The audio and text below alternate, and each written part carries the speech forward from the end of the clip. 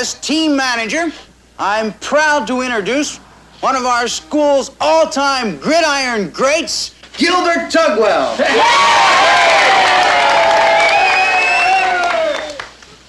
Mr. Tugwell has gone on to win his letter in the game of life, but he still recalls the days when he captained our undefeated team of 1917. That's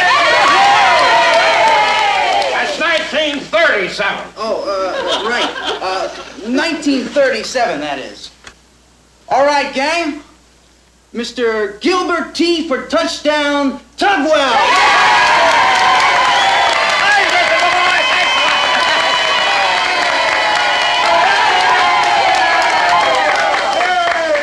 Hello, gang! Gang, that's right. That's right. I'm in the game of life. You know, the business world. But, gang, believe me, life to me is just one big football game. Gang. Listen, I appreciate the fight to stay on top. And, you know, that's what this team is going to do. So,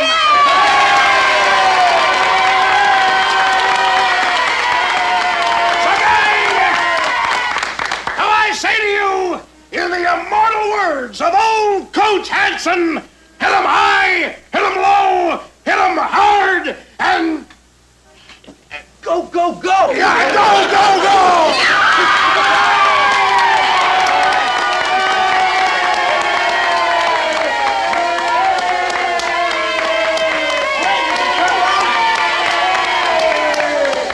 All right, gang, here he is, our quarterback and captain, the finest athlete to ever wear the red and gold, Rock Malenkovich!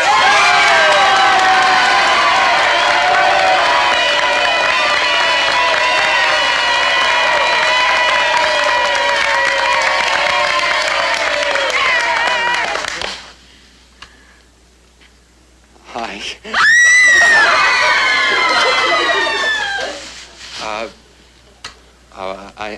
I ain't much, for making speeches. But I'll tell you one thing. We're gonna beat Eastern.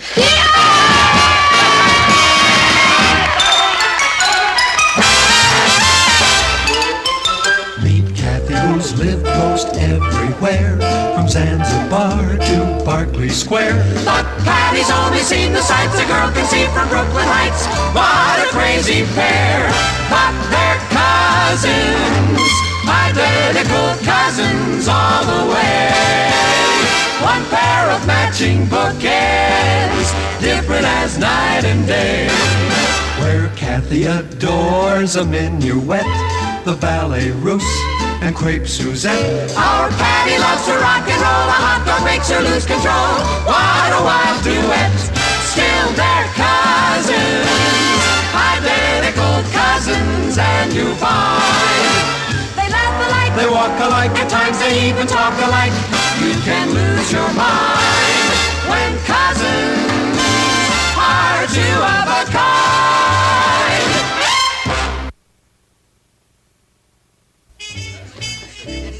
Hiya, Patty. Hi, Rich. Hi, Rock. Hey, congratulations. Oh, thanks. Kath, I want you to meet a friend of mine, Rock Malenkovich. How do you do? Hello. Arrested, right? What do you have, pal? Oh, nothing. I'm in training. Is, Rock your real name? No, it's, Myron. Well, Myron's a very nice name. It's an old Greek name. Is it? Who told you? Oh, I read it somewhere. Kathy's always reading some book. She's the smartest girl in the school. I'll bet. Rock, you were absolutely sensational Saturday. When you came out of that T formation and threw that lateral, that blocking... Did you see the game? No, I'm afraid not. Oh. Would you like to be my guest at the game next Saturday? That's very nice of you, but I really don't know anything about football. That's our cast. If you were to ask her to a chess match... I can't even play checkers. Rock, Level with me. How does it look for Saturday? Do you think we'll beat Central? Defensively, of course, I know they're very strong. But our team has such spirit and drive. We'll clobber them. But I ask myself, what good is it?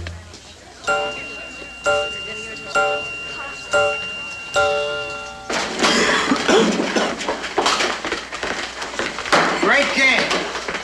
Okay, guys, grab a fast shower. Coach wants to see you. Richard, I gotta talk to you. Hello, sir. What are you doing here? Well, I decided to watch practice today. And a good thing, too. Richard, what's wrong with our boy Rock? Beats me. He's been in a slump all week. Did you see that pass he dropped? I could have caught it with my teeth. Oh, is that the way you did it way back in your day? That's just an expression. And it wasn't so way back. Well, never mind about that. What's ailing Rock?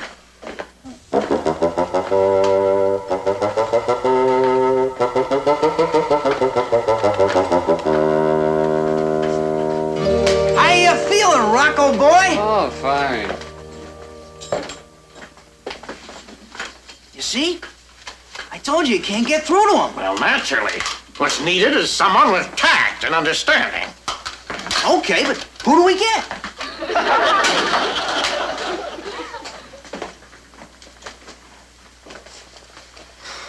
How's it going, boy? Swell, Mr. Tugwell.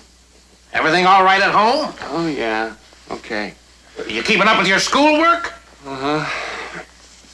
Rock, boy, you can level with me. What's bothering you, boy?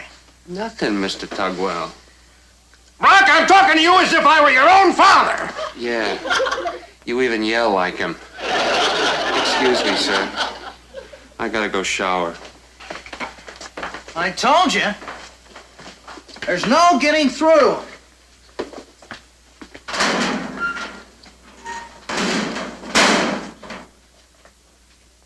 I don't believe it. What? I know what's bugging Rock. Look. Hey, that's Kathy Lane. Rock must have clipped this picture out of the class book. He's in love with her. Hey, our troubles are over. Go call Kathy up and tell her the good news. I don't think it's that simple, sir. I don't think Rock is Kathy's type. What do you mean, not her type? A boy who can take out 3 men with 1 block? Kathy just doesn't dig football. Don't be ridiculous. Go on over and straighten her out. Okay, I'll try, but I'm telling you, Kathy just doesn't care about football. And talk some sense into her. Tell her that she's got to start being nice to Rock, or else. Or else what? Or else we could lose every game this season. I'm sure Rock is a very nice boy. Take my word for it, Kath. He's a prince. But he just isn't my type. Kathy, nobody's asking you to marry Rock. We just want you to date him for a little while. Yeah, just to the end of the season. And suddenly drop him? That wouldn't be very nice. Well, you never know. You might get to like him. Patty, I wouldn't even know what to talk to him about. All he cares for is football. And you don't know anything about football. Okay, I'll teach you. Look, there are 11 guys on a team. Most girls and they would be plant a big field proud with to white go out stripes with all Rock. over it. And the main idea is to get as many You'd be touchdowns the as envy of the possible, whole either by throwing team. a forward pass or running with the ball. Or something. Patty, Richard, please listen to me. I'm not trying to be difficult. But why should I go out with Rock if I don't want to? I'll tell you why. Because you owe it to the school. The school.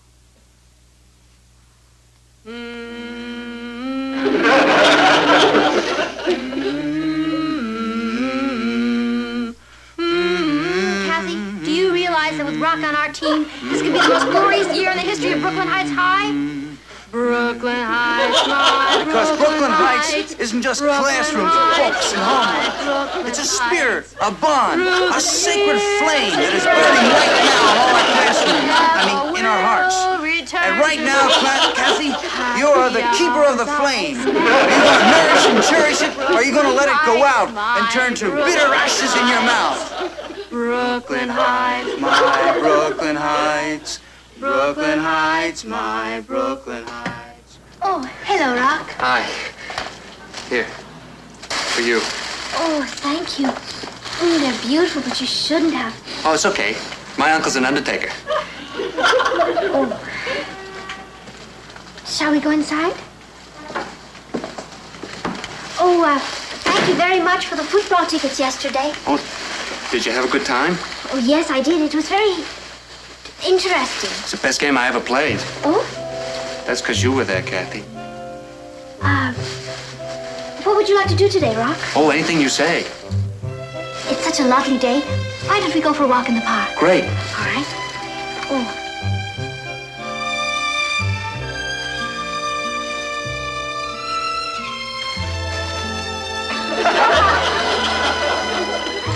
And perhaps we could stop at the museum. What for? Well, they're having a new exhibit of a collection of sculpture. Oh, sounds swell. Do you really want to go? With you, I go anywhere.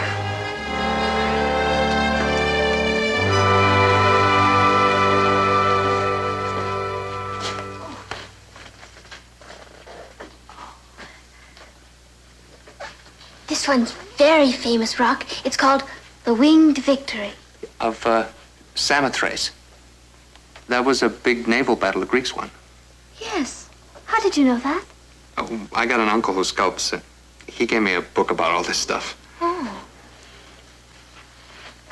Oh, this one should interest you.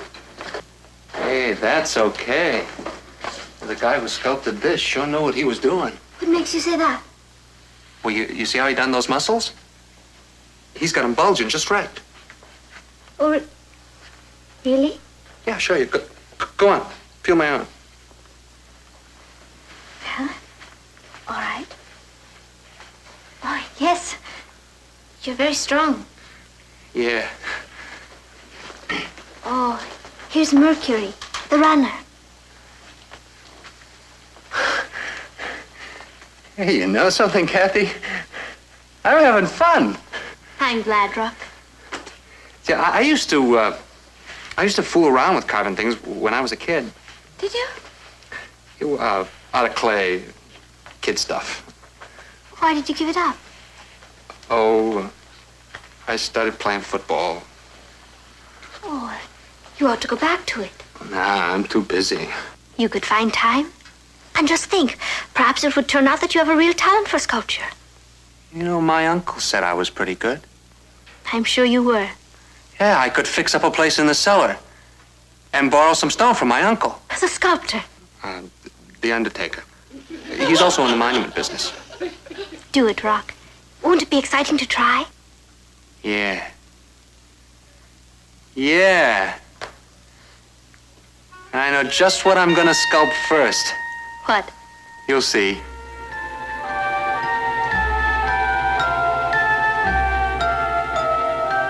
Kathy, it's you.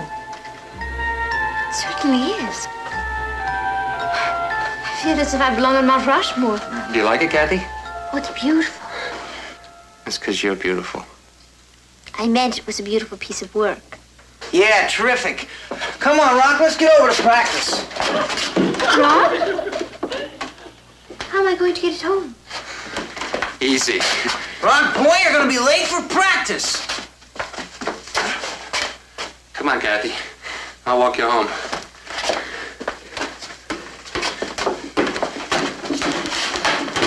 You know something? I think we have an ex-football player on our hands. Gang, I'm here today because this is it. Your final practice. On Saturday, you meet Bronx High for the big one. Now, Rock, I know that we can count on you. Rock? Not here, Mr. Tugwell. Oh. Well, good luck, gang. Get out there and drive, drive, drive!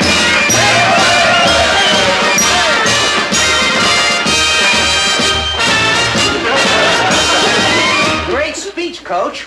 Oh, thanks. Why wasn't Rock here to hear it? I don't know. Well, what's wrong with him now? I thought things were fine since he got together with Kathy. Well, he's playing as great as usual. You know that. He's been skipping practice lately. Skipping practice? What does he think football is? A game? You're late! That's right, Mr. Tugwell. I was at the Modern Museum. Modern Museum? What for? Well, Kathy took me to see the new Brancusi show. Very powerful in a non-representational idiom. What'd you say? Rock's on an artistic kick. Oh, forget it, Rock. The only kick we care about is the one that starts the big game Saturday. You might as well brace yourself for a big shock right now, Mr. Tugwell. I'm not playing. What? What are you saying, boy? I'm giving up football, sir. I've decided. It's interfering with my career. Well, football is your career, boy. No longer, sir. I'm turning in my shoulder pads. You can't, Rock. Not before the big game. Richard? Here's my notebook with all the play signals. I no longer have any use for it. No. Rock, boy, where's your school spirit? Oh, I haven't lost that, Mr. Tugwell. But it's just like Kathy says. The finest thing I can do for Brooklyn Heights High is to become a great sculptor. No, you listen to me, boy! You're getting excited about all this, Mr. Tugwell. I wish I could be out there with the other chaps on the playing field on Saturday, but my mind's made up. Oh, Rock, wait! There must be 500 girls in this school. Why does he have to fall in love with a culture nut? This way, Mr. Tugwell. And Natalie, and Martin, I want to work with you. Oh, good evening, Gilbert. Richard. Oh, sit down, both of you. Thanks. Here, Mr. Tugwell. I'll get some coffee. What can I do for you, Gilbert? We got a problem on our hands. And she's sitting right over there. This niece of yours is destroying the career of the best athlete Brooklyn Heights High has ever had. He's talking about Rock Milenkovich, Papa. Rock also happens to have a great talent for sculpture. So this girl talked him into quitting the team on the day before the big game. Well, here's some coffee. Darling, would you take that for Richard, please? Thanks a lot, Mrs. Lane. How can you eat like that when we're facing a crisis? I gotta keep my strength up. Exactly what do you want me to do, Gilbert? Talk sense to Kathy. Tell her to get Rock back into the ball game. Please, Papa. I've talked to her till I'm blue in the face, and she won't listen to me. Patty, I cannot tell Kathy what to say to Rock. Now, you should understand that. Thank you, Uncle Martin. But without Rock, we'll be clobbered. Well, I hope not, Gilbert. But if the boy prefers art to football... Look, I've got nothing against art.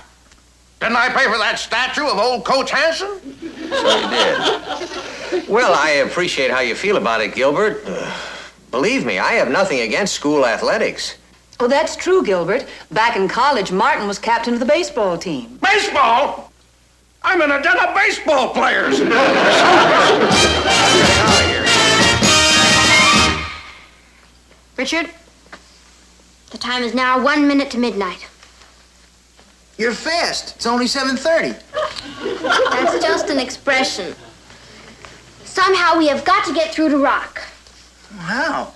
They'll only listen to Kathy. Yeah, I know. He's coming over later.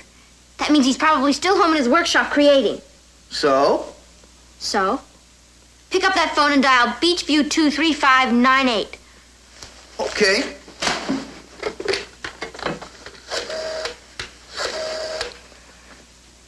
Hey, that's Rock's number. That's right. Hello, Rock. This is Kathy. I get it.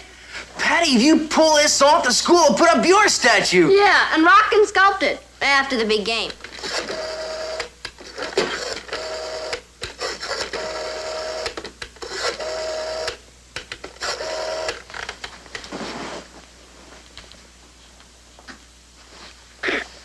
Hello, Rock? This is Kathy. What you doing? Oh, you're sculpting a new statue? Oh, no. No, don't come over. I'd like to run over there and take a look at it. See you then.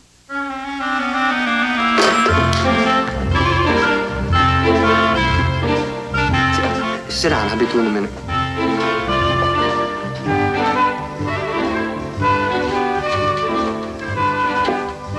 I passed the gym on my way over here tonight. They were having a big pep rally before the game tomorrow. Oh, are they? Yes. Rock, you can be frank with me. Deep down inside, don't you really wish you were playing in that game tomorrow? Oh, yeah, I do, kind of. But it's like you said, Kathy. I'm an artist now. Don't you think you're, avoiding a moment of truth? Hmm? Well, an artist just can't create. He has to experience. Experience what? Life. Eat, sleep, fall in love. Play football. I already had that experience. True. But an artist must live his life to the fullest. Really? Well, of course. Well, look at Hemingway. He stalked lions in Africa. And Lord Byron fought wars for Greek independence. And Tolstoy... And what'd he do? Whatever the life force told him was right. Gee, Kathy, I never heard you talk like that before. You sound like a different person.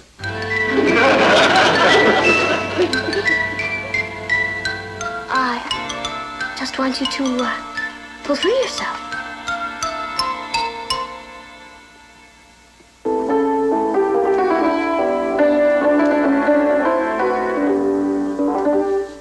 Well, we're gonna have to get this thing tuned. Say, it's almost 9 o'clock. I thought you said Rock was coming over. Oh, you know artist. He's probably lost in his work. Well, why don't you call him up? I was thinking I might take a walk over there. I have a better idea. I'll drive you. Would you? Why not? I'd like to see some of his work myself. All right. Let's go through it again. Again. 11, 78, 44, 22. Hey! This starts out as a run to the left, I fake it to the halfback, and I get it to the fullback. Good. 31, 39, 55, 74. Hey! I fake and then run, starts out as a fake and run, and then I fade back for a long pass. And...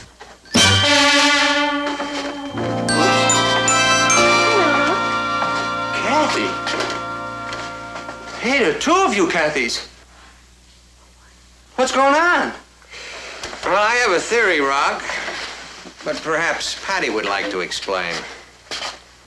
Patty? Mm-hmm. Pat, you didn't. Shall we say I nearly did? Is that all you have to say? I did it for the old school. I wanted to see us win. It's a far, far better thing I do than I've ever done before. Oh, boy, am I ever sorry I did it. Are you beginning to find the game exciting, Kathy? When Rock got away and the three guys almost had him and he still made it?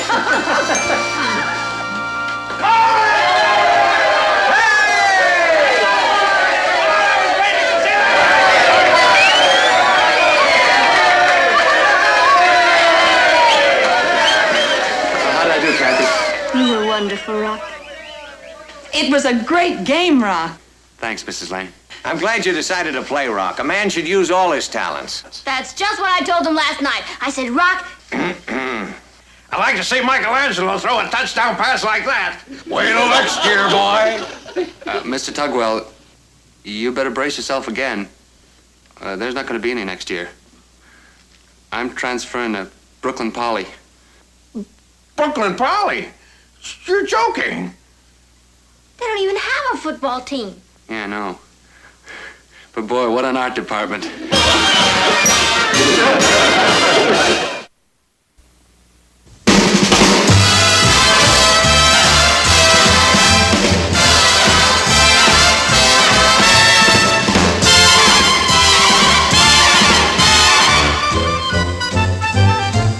Here's Kathy, who's lived most everywhere, from Zanzibar to Berkeley Square. But Patty's only seen the sights a girl can see from Brooklyn Heights. What a crazy pair! But they're cousins, identical cousins, and you'll find they laugh alike, They walk alike, at times they even talk alike. You can lose your mind when cousins are two of a kind. everybody. Hello, darling. Hello, Uncle Martin. Hi. Where's Patty? I believe she's up in her room. Patty, I'm home. This is great. The Magnetic Man and the Electrodynamic Monster are gonna fight an ultrasonic duel over the Subterranean Lady. I'd hate to see their electric bill. Patty! Somehow, Patty's seconds seem like hours. Watch this. Patty, you're $25 richer today. $25 richer? You raised my allowance. No, but you remember the 25 shares of stock that I bought you for your birthday? Sure. McGregor Elevator Company. Don't tell me elevator went up. It went up another point today, and that makes a total of 5 points since I bought it. That's wonderful. You've made $125, Patty. $125 and I didn't even have to do anything. Well, it did help a little to have a shrewd father who's got business know-how. Yeah, you do look a little like Bernard Baruch. As a younger man, of course. Ross, don't push your luck. How long has this been going on? It's an instant gold mine. Patty, if you have any notion of investing in the stock market, you can just forget it. Oh, I'm not going. McGregor Elevator could just as easily have gone down 5 points. Then you'd have been $125 poorer.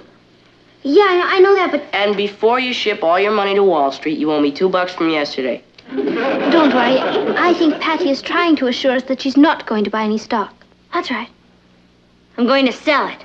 You're going to sell your stock in McGregor Elevator? No, I'm going to sell stock in me. Patty Lane Incorporated. Meet Kathy, who's lived most everywhere, from Zanzibar to Berkeley Square. But Patty's only seen the sights a girl can see from Brooklyn Heights. What a crazy pair, but they're cousins, identical cousins all the way. One pair of matching bookends, different as night and day.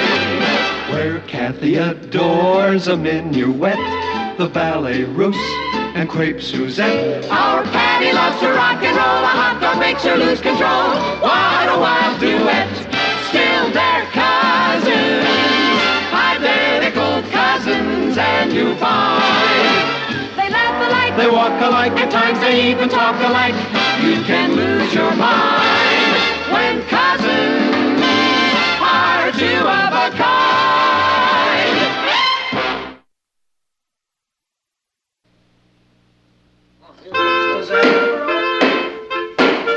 The meeting of the Board of Directors of Patty Lane Incorporated will now come to order. The secretary will please read the minutes of the last meeting. Since there was no last meeting, there will be no minutes. And we don't have a secretary anyway, so let's just come to order. Patty, what are you trying to say? Order. That's the way all big corporation meetings start. Look, Patty, how can we be a board of directors when we don't even know what we're directing? Well, I'm coming to that.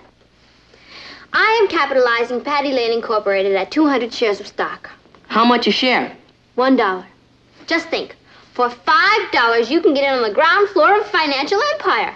Something tells me if we get in on the ground floor, we're going to get off at the basement. 99 shares will be for sale to the public, and I will retain 101 shares. Where are you going to get enough money to pay for all that stock? I don't need any money to pay for it. As founder of Patty Lane Incorporated, I am entitled to it for the use of my name.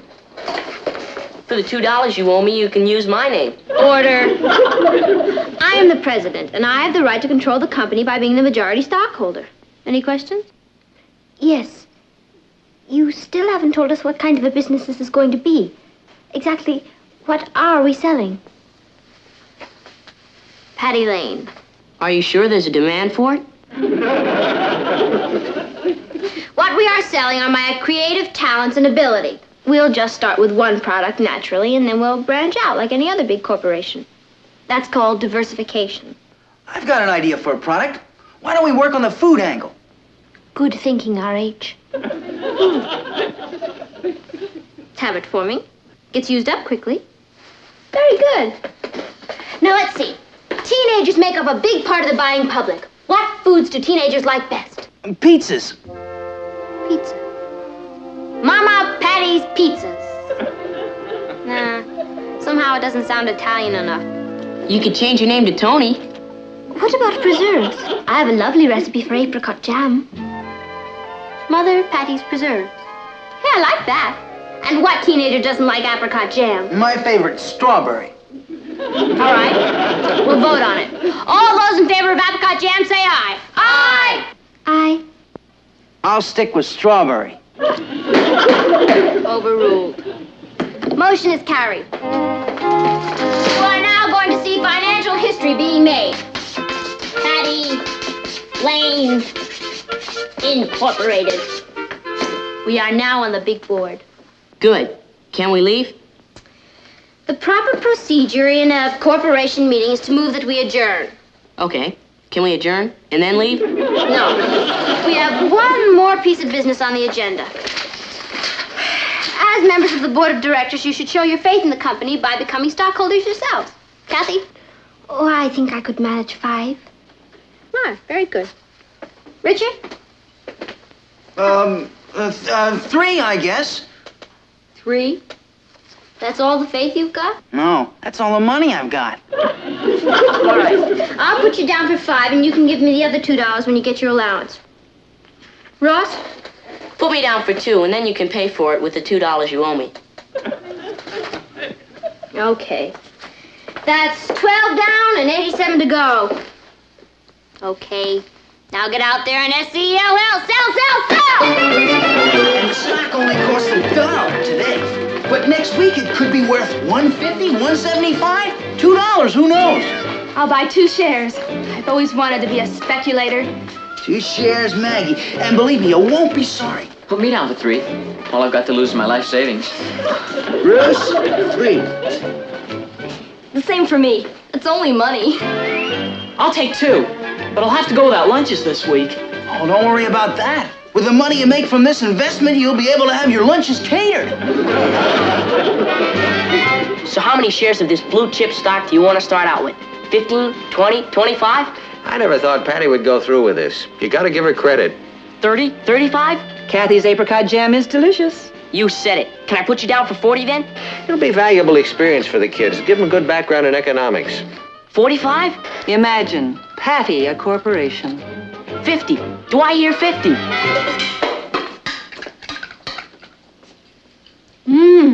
It's wild, Kathy. You've outdone yourself. Hey, cut that out. You're eating up all the profits. I'm afraid I can't take all the credit. The recipe was originated by King George III's kitchen staff. Hey, that gives me a great idea for a slogan. The jam of the kings and the king of the jams. We'll put that on the labels. Now that we've got all these samples, we've got to get out and create a huge demand for them. How can we create a huge demand with just 6 little jars of jam? Just leave it to your prez. Look, Sammy, all I'm asking is that you take 2 jars of Mother Patty's preserves on approval. Patty, you're wasting your time. Nobody's going to pay money for this. Oh, you never know. Just try it. I'll be back tomorrow.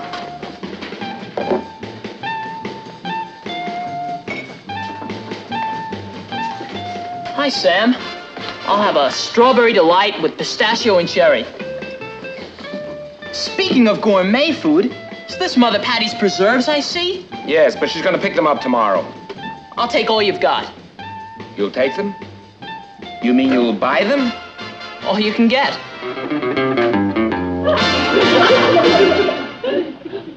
I'll take this loaf of bread. And what kind of jam do you have? Oh, we have a special on grape jam. 2 for $1. What's that jam everyone's been talking about? Oh, my grape jam. 2 for $1. No, Mother somebody's... Oh, there it is. Mother Patty's preserves. I'll take all you've got. All right. All right, make it an even dollar. Thank you. Can I help you? My mother sent me for some Mother Patty's preserves. Sorry, we're fresh out. But you had 2 jars. You mean somebody bought them? We don't give them away, Sonny. Was it a teenager? No, Mrs. Market, one of my studies from down the street. My gosh! Somebody really bought them! Boy, Patty, you're sure climbing. I wouldn't be surprised if we declared our first dividend before long. Here, I just bought these from the Gypsy Tea Room. Yeah, I know. They just called in their order for a dozen more. Oh, and the delicatessen wants 2 dozen. Business is booming. If we boom any more, we're gonna be broke. We're selling those sample jars for 25 cents apiece, and we're buying them back at 40 cents apiece. And then there was the money we used for the sample batch. So we chalked that up to operating expenses. And by the time we fill these orders, the profits will be pouring in. As a stockholder, I'm delighted to hear that. Hi, Popo. Did you see our latest quotation? All the other stocks are down, but Patty's up to 1 5/8. Yeah, it's about a 60% profit. Yeah, on paper, of course. And we have an order for 6 dozen jars, and that's just a beginning. I'm glad to hear that, fellow stockholders. Of course, first you have to purchase the supplies. You know, I mean, like the ingredients for the jam.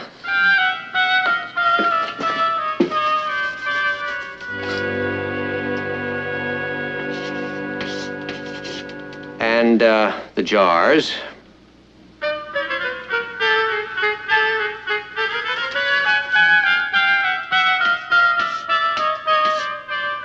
And, of course, the distribution costs. Not to mention the overhead.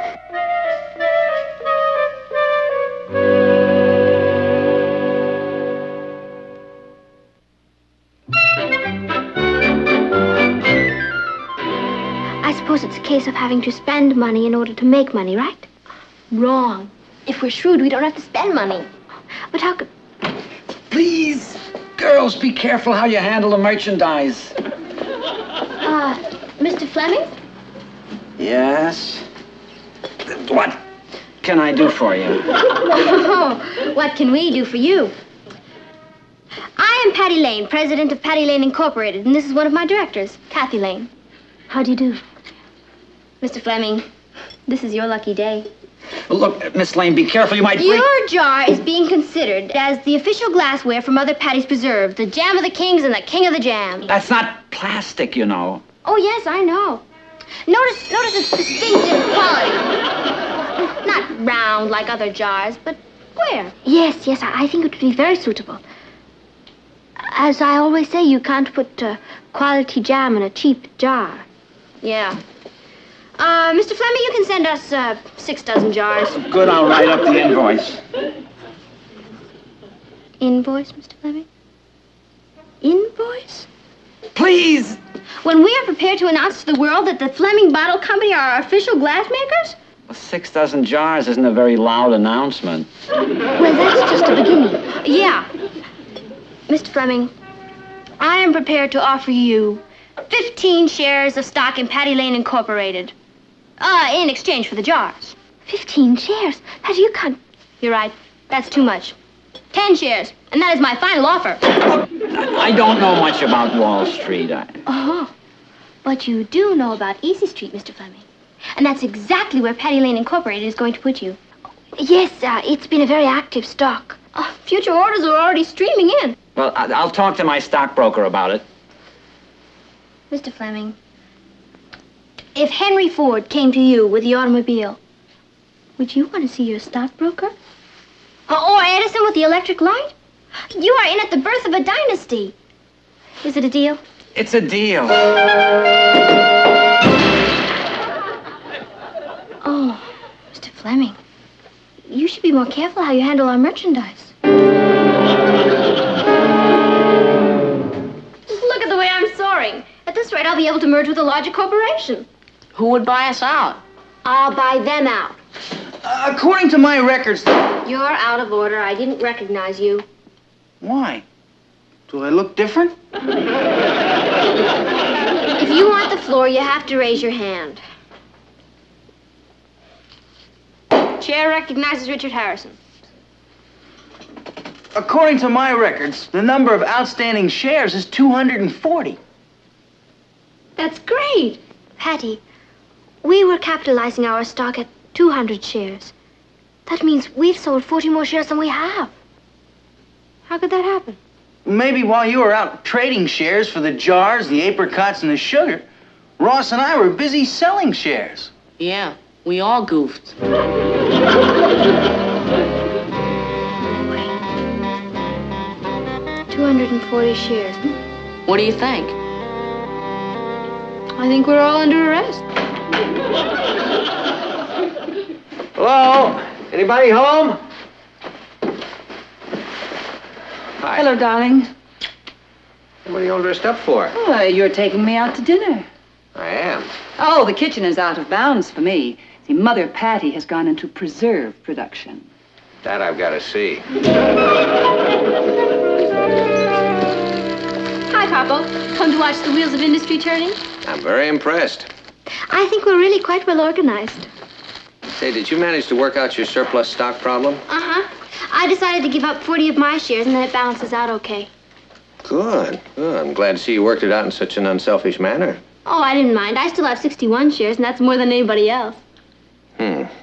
Now I know why you're known as the she-wolf of Wall Street. Well, I'll see you later. We'd better get started, Patty. The jam takes an hour to cook. A whole hour? Can we do it any faster than that? Not when you use dried apricots. Oh, this is supposed to be a modern corporation. We have to be efficient. It still has to cook an hour.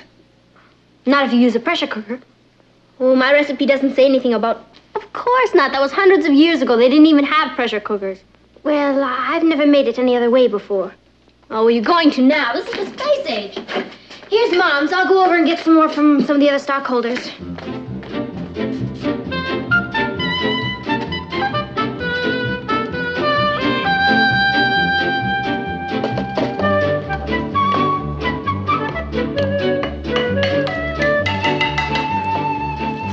Now, this is what I call mass production.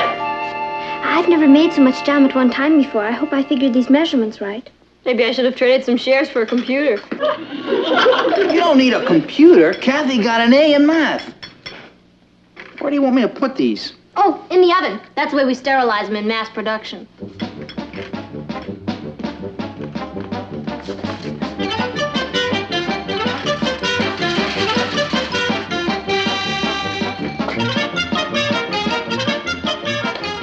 Aren't you filling them a little too high? One of the secrets of success is to get the maximum capability out of your equipment. Here, let's have another refill. Where do I put these labels? Oh, ask Patty. Patty, where are these things? Patty, the labels go on the outside of the jam, not the inside.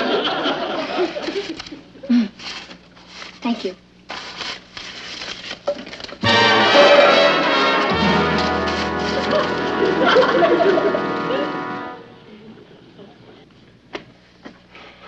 Isn't it time for the jam to be done?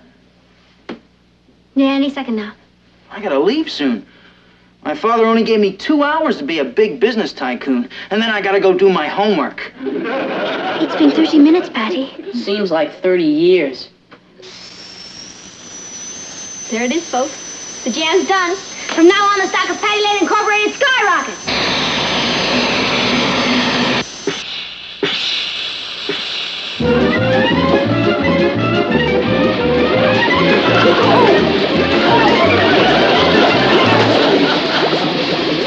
It's skyrocketed, all right. Oh, welcome to the 4th of July. Our mass production is a mass mess. Oh, you better clean it up before your mother and father get back. How are we gonna fill our orders? We'll start all over again with new supplies and chalk it up to research, so our first quarter profits will be a little less. I really don't think we should... The jars! They're still in the oven! Quick,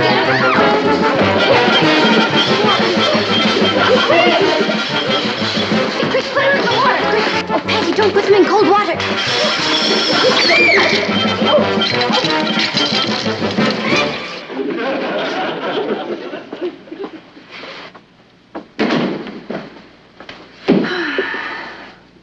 Gee, it smells like apricot jam.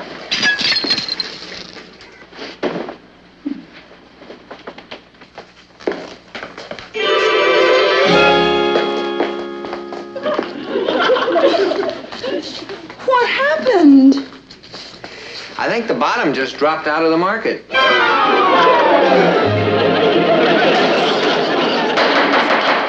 The meeting is now called to order. Okay, let's face the facts. We had a couple of setbacks, right? Right. And we've wasted all our supplies, right? Right. And we can't fill our orders, right? Right. But are we licked? Right. Come on now. There's an old saying in big business. If at first you don't succeed... Cry, cry again. Can you be serious? We can start over. Oh, come on. Oh. Patty, sometimes it's wiser to give up. I'm not giving up. We know how we've made our mistakes, and the next time we'll avoid them. Look, we ought to take our losses and dissolve right now. Patty, that's the way we all feel. Well, it doesn't matter how you all feel. I'm the president, and I move we resume operations. We say no, and we outvote you. How can you? I'm the majority stockholder. You have more shares than anyone else, but you don't have more shares than everyone else combined. Well, how can you be combined? All the stockholders aren't here. We have signed proxies from all the other kids. I mean, all the other stockholders. And they're all in favor of dissolving the corporation.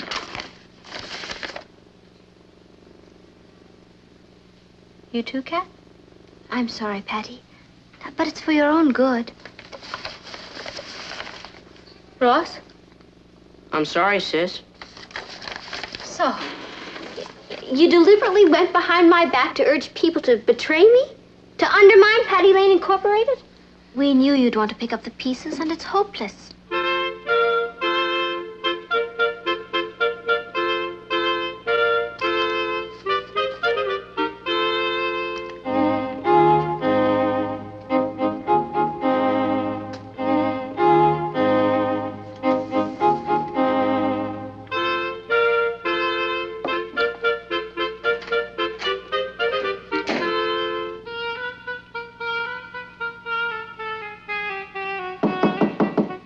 Patty, may I come in? I guess so. You outvote me anyway.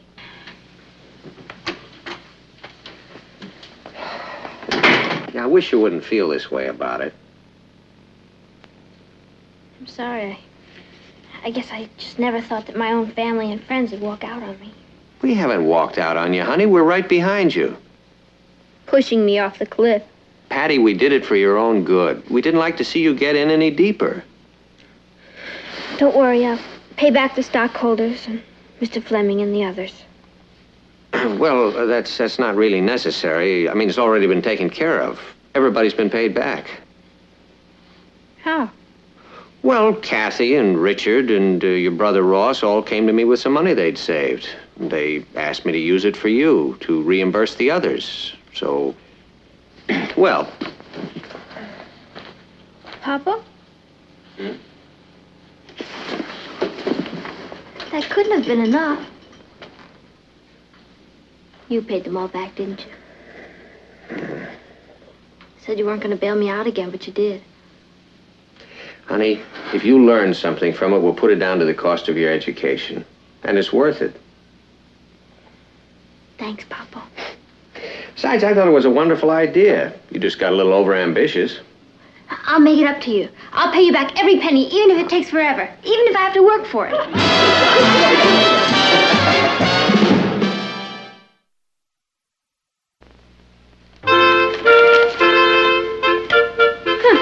do you like that? We're up to 80 today. Says they expect it to go even higher. I made some apricot jam this afternoon, Aunt Natalie. Good. I'll serve it with breakfast tomorrow. Pretty big jump from last week, 70 to 80. Why don't we do something exciting, like go to the movies? They predict it'll hit 95 before long. A new high for the year. 70 to 95 in 1 week. Sounds like an interesting stock. Martin, please don't get her started on that again. But she may have something there. And if it goes higher than that, they say that... Patty, what's the name of that stock? You say something? Yeah, I just asked you what the name of the stock that's doing so well. What stock? I'm reading the weather report. Anybody for the movies?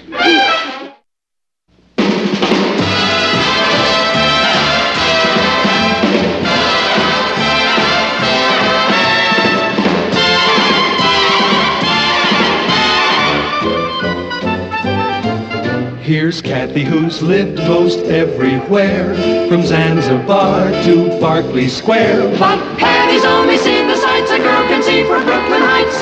What a crazy pair. But they're cousins, identical cousins, and you'll find they laugh alike, they walk alike, at times they even talk alike.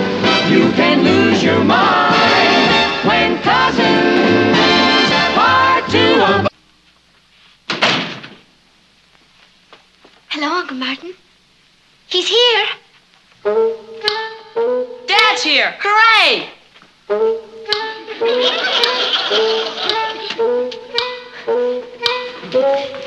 Hi, Papa. You're here.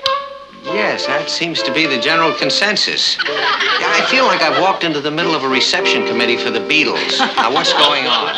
We couldn't wait for you to get home. Patty got an invitation to a school dance on the 25th. Well, congratulations. It's formal. I see. That means you need a new dress. How do the fathers get along who aren't multimillionaires like me? You wanted to look beautiful, don't you? Well, of course I want her to look beautiful, but every time I turn around, we're buying her a new dress. This is a very special dance, Uncle Martin. Name one that isn't, Kath. Papa, do you remember you once told me that you always wanted us to be able to really communicate? And if I ever wanted something badly and you turned me down, that I should say to you, it's important to me? Yes? It's important to me. Okay, honey, you got it. Thanks, Papa. Now tell me about this great dance. Oh, it's just about the biggest event of the year. You invite your best fella. She'll be staying out real late. And I mean real late. Oh, how late? Oh, maybe till 1 or 2 in the morning. 1 or 2 in the morning? Did you approve of that? In this case, yes. Well, I suppose it's all right if you're chaperoned. Oh, there won't be any chaperones. Did you know that? Yes, but it's all right. Well, I suppose you're right. We don't have to worry about Richard. I won't be going with Richard. Now, wait a minute. If you think that we're going to let you stay out half the night with some strange boy, forget it. Oh, but Papa... No, Patty, and let's not discuss it. We just stopped communicating. And I'm not going to change my mind. But I've known him all my life. He's reliable and handsome and intelligent. He's the living end. He is, huh? Well, who is this paragon of virtue? You. It's the father-daughter dance.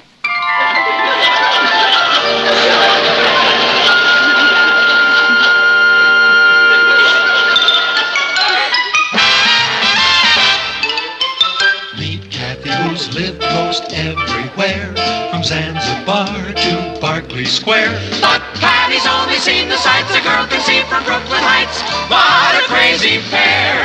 But they're cousins, identical cousins all the way. One pair of matching bookends, different as night and day. Where Kathy adores a minuet, the ballet russe, and crepe Suzette. Our Patty loves to rock and roll, a hot dog makes her lose control. What a wild duet, still they're cousins, identical cousins, and you find they laugh alike, they walk alike, at times they even talk alike. You can lose your mind when cousins are two of a kind.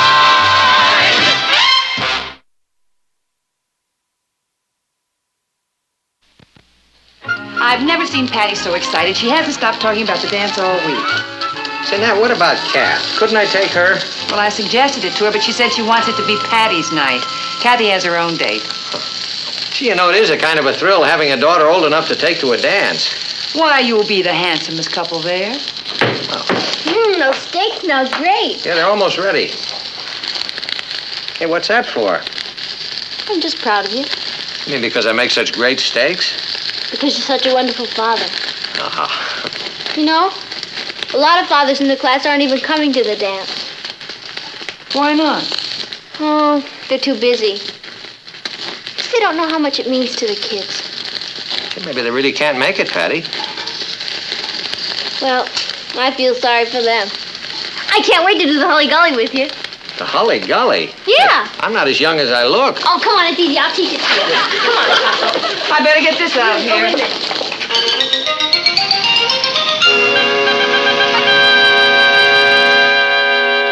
Got a minute, Martin? Oh, come on in, Henry.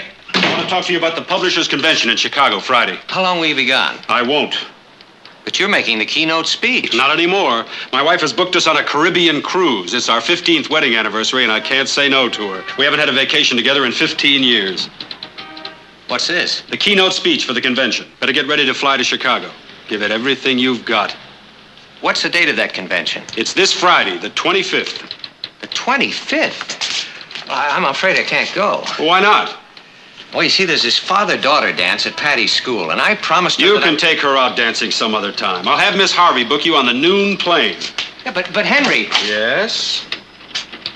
Well, it would really be better if you could get somebody else to go. Now, Al Marcus is very good at making If I wanted speeches. Al Marcus to go, I would have sent Al Marcus. This is very important for the Chronicle. And it won't do you any harm, either.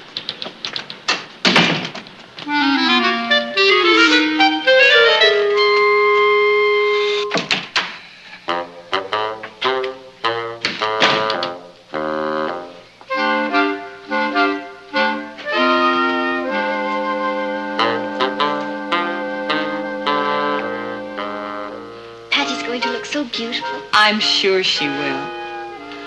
Well, hello, darling. Hello, Uncle Martin. Hi. You're home early.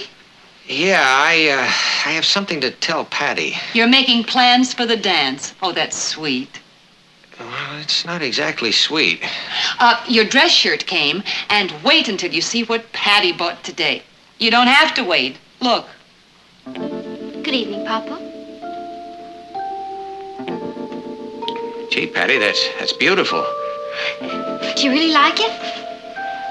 Oh, yeah, I love it. You look so grown up. Doesn't she? Patty, you did say that this dance is on Friday the 25th, didn't you? Yep. It's my red letter day. Poor Sue Ellen. Her father's flying to some bankers' convention and won't be there. She's so mortified she stayed out of the malt shop all week. She can't face the other kids. Well, I'm sure her father couldn't help it, dear. Well, that's right. Sometimes circumstances come up where you're trapped. Yeah. But when it comes to a choice between something else and your own child, there's not much excuse, is there? Well. Papa, there's going to be this big reception in the auditorium before the dance. I'm on the reception committee. You'll get to meet all the other fathers. Then we go into the gym to dinner. I help plan the menu myself. We have a choice of meat or fish. I even arrange for artichokes because you love them. After dinner, we dance. I'm on the dance committee. Wait till you hear the band. We got Marty Morton and his Marvelous Maniacs. He plays at the Ambassador Room. He does. That's the wildest place in town. Patty, you've never been to the Ambassador Room, have you? You can't get in without a bank book. You know what? I'm going to take you there. It'll be just the two of us. You mean it? I certainly do. It'll be the greatest night of your life.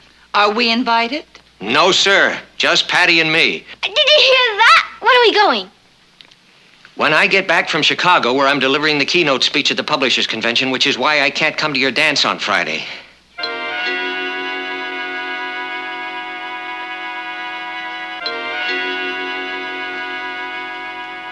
Oh, Martin. You see, it just came up this afternoon, and I tried to talk Anderson out of it, but I couldn't. Now, don't worry, Patty. I'll make it up to you. We'll go to the Ambassador Room, and we'll dance. I don't want to go to the Ambassador Room. Well, please understand, honey. I do understand. Excuse me. I'll go talk to her. Oh, Martin. Well, I hated to do that to her, but I can't help it. This dance is such a big thing to her. Well, the trip is a pretty big thing, too. I mean, actually, it's quite an honor having Anderson ask me to take his place. Congratulations. Boy, I wish everybody would stop treating my work as though it were some kind of a hobby. It does pay our bills, and I can't jeopardize my job to go to a dance. Of course not. Excuse me.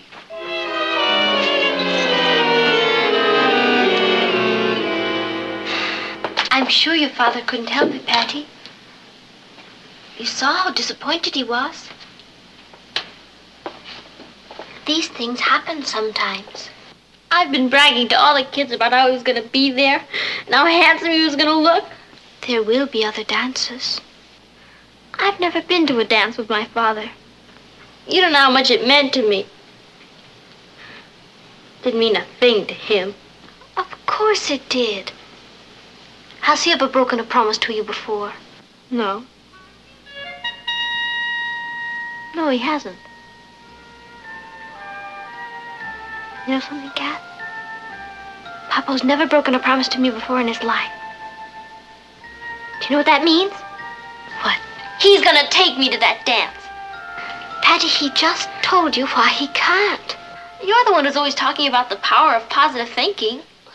Yes, but do you remember when your father promised you he'd come over here from Europe to visit with you for Christmas? And everybody said he couldn't get here? But you knew he would? Yes. You never gave up. You believed in it, and it happened. Patty, all it takes is a little faith. If I can't have faith in my own father, who can I have faith in? I've got to go apologize to Papa. Good luck.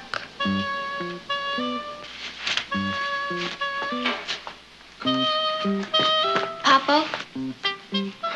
Patty, I know how you feel. I feel wonderful. You do? You bet I do. I can't tell you how much better that makes me feel. You know, I knew you'd understand. Oh, I do. Now. And I meant it about the ambassador room. We'll go Oh, there. that won't be necessary. But I want to take you out dancing. You will. Bye. Bye. What happened? Oh, well, newspaper man developed certain instincts about the way people behave. I knew Patty wouldn't stay upset for long. Well, I'm so relieved. I was afraid she'd be terribly hurt. Well, it takes a man to understand the psychology of a woman.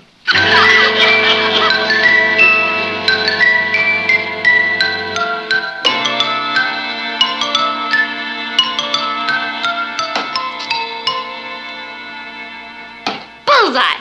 That's another game. That's $10,000 you owe me. Try for double or nothing.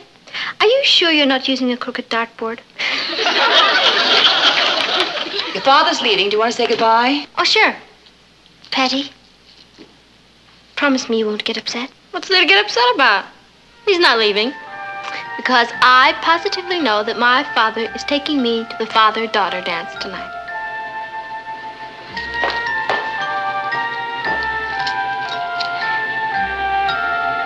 You will take care of yourself, won't you? Now, don't worry. And I'll phone you from Chicago. Well, I'm on my way, Patty. Are you? Maybe you could join Kathy on her date tonight. Oh, that won't be necessary. Well, the next father-daughter dance, I'll be there. I know you will. Well, I mustn't keep the plane waiting. I'll see you on Monday. Bye. Bye. Bye, Martin.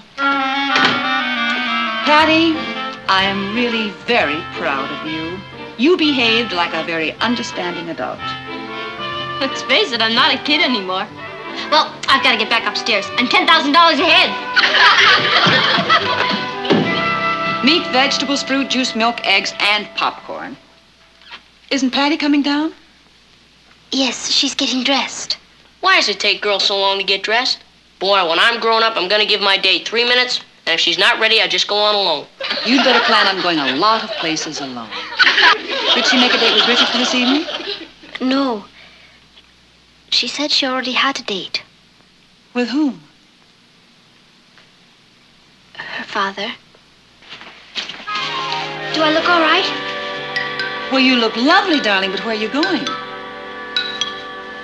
To the father-daughter dance. Hello? Oh, hello, Martin. Yes, she's right here. It's your father. I told you. He's phoning from Chicago.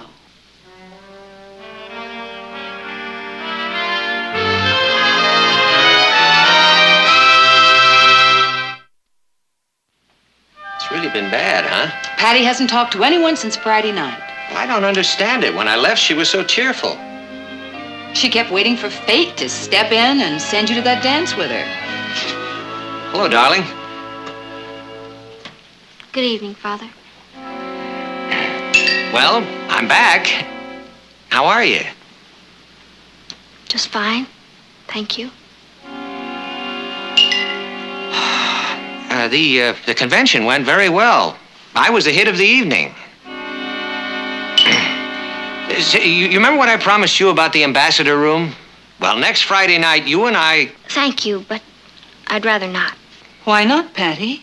Well, you see, I've talked to some of the kids who've been there, and they say it's a big drag, and I don't think you'd like it very much. I'd simply hate it. Thank you anyway, Father. If you'll excuse me, I have an awful lot of homework to do. Oh, boy. Oh, boy is right. She's really deeply hurt. I had no idea that... Well, of course, there's nothing I could have done about it anyway. I had to go to that convention. Oh, I know you did, darling. And Patty'll know it, too. Just give her a little time. A young woman doesn't like to be rushed. You just gave me an idea. I know exactly how to snap Patty out of this. How? Well, it's the oldest technique in the world, but it always works.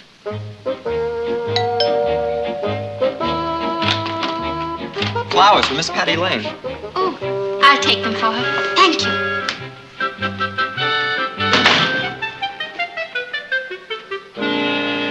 Flowers for you, Patty. Me? That Richard. He shouldn't throw his money around like that.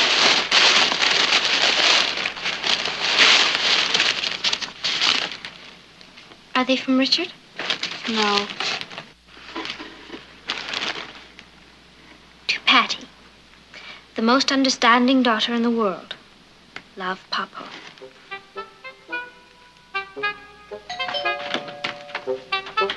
Candy for Miss Patty Lane.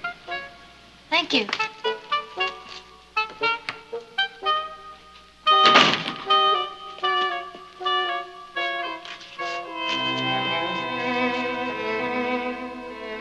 To sweeten up your day.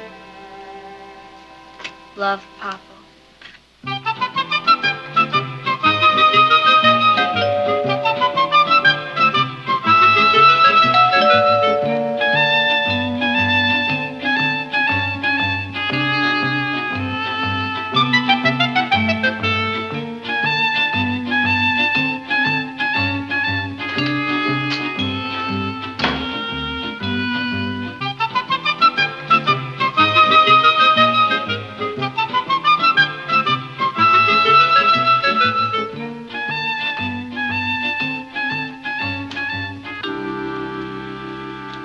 Package for Miss Patty Lane.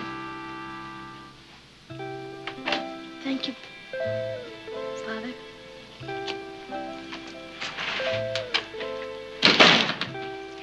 It's funny, but I never realized how much I enjoyed hearing you call me Papa until you started calling me Father.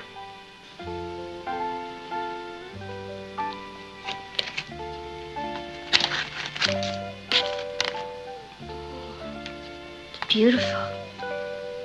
Why don't you read the card?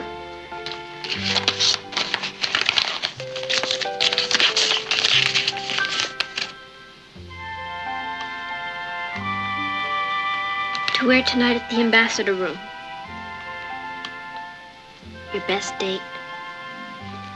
What do you say? Would mean a lot to me. To me, too. Oh, Papa. I feel like a new woman. Good. Tonight, you're going to put on that beautiful formal, and you and I are going to the ambassador room where we will hully-gully the entire evening away to the music of Marty Morton and his marvelous Maniacs. Papa, you're the end. That's true.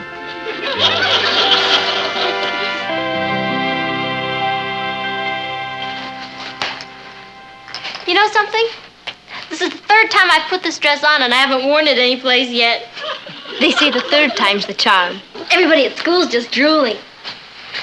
Imagine having a ringside table at the ambassador room. How the kids at school know about it? Patty's been on the phone for the last 5 hours. All the kids who were making snide remarks because Daddy didn't go to the school dance are choking on their words. They've only read about the ambassador room. I'm going there. I can just see the maitre d'. Oh, good evening, mademoiselle. Monsieur, have you a reservation? No? Oh, I'm so sorry. Ah. Un moment. Mademoiselle, are you not Miss Patty Lane? I saw you play Cleopatra at the Brooklyn Heights High School. It was nothing. Ah, you were magnifique. Oh, this is a very great honor. Allow me to give you and your escort a ringside table.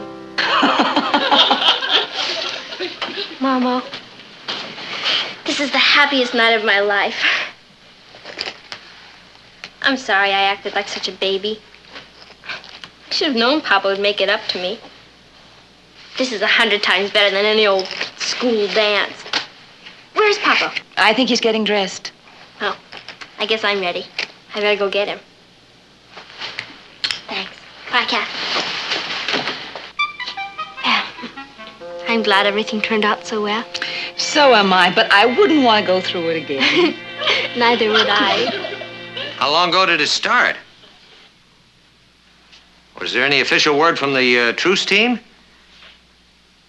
Uh-huh. All right. Now, I want you to find out when the shooting started and who started it. The whole works. And try to keep a line open to Kurdistan, at least until they overrun the telephone office there. And have Howard dig up all the background information in our files. Also, I want you to find out whether the rebels have captured the general and whether the government buildings have been taken over yet. And tell Otto to get set to run an extra, and I'll be down there in about 15 minutes. Oh, yeah, I want a full-page spread, plenty of pictures. I think if we move fast, we can get on the street before the Record does. Now, I'm counting on you to handle everything until I get there. Right. Oh, and would you see if you can round up some of the day crew and have them stand by? All right, fine. Thanks, Pete. Papa. Patty.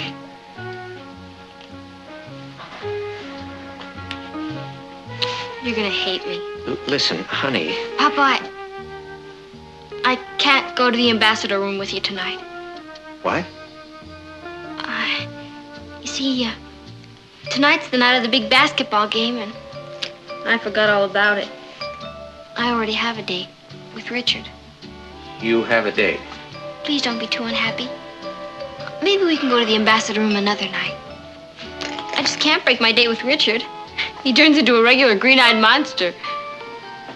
Well, can't have anything like that happen, can we? All right, honey. Listen, as long as you're going out with Richard, maybe I'll take a run on down to the Chronicle for a little while. They might just need me down there. And, I'll see you later. Thanks, Papa. Bye. Bye.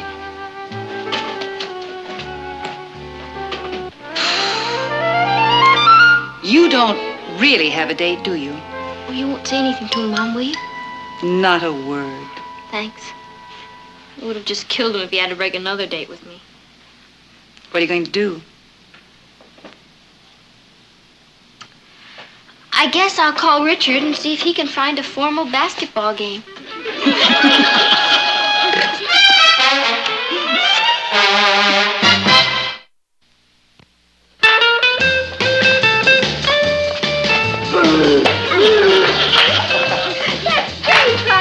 Oh, thanks, honey. Listen, I better check the stakes. Say, how was that basketball game last night? Wonderful. Yes, it was a very exciting game. Who won? Brooklyn Heights High. It was a tie. I liked your story in the Chronicle, Martin. Oh, yeah, I wouldn't be surprised if we picked up a Pulitzer Prize for that. Wouldn't that be exciting? Yeah, that'd be great. I'll say, where'll we put it? I think maybe we just give it to Patty. Do you mean you knew about last night? I told you a newspaper man has pretty good instincts about people. Honey, I have a great idea. Tonight, why don't you put on your formal? We'll go on down. Oh, no.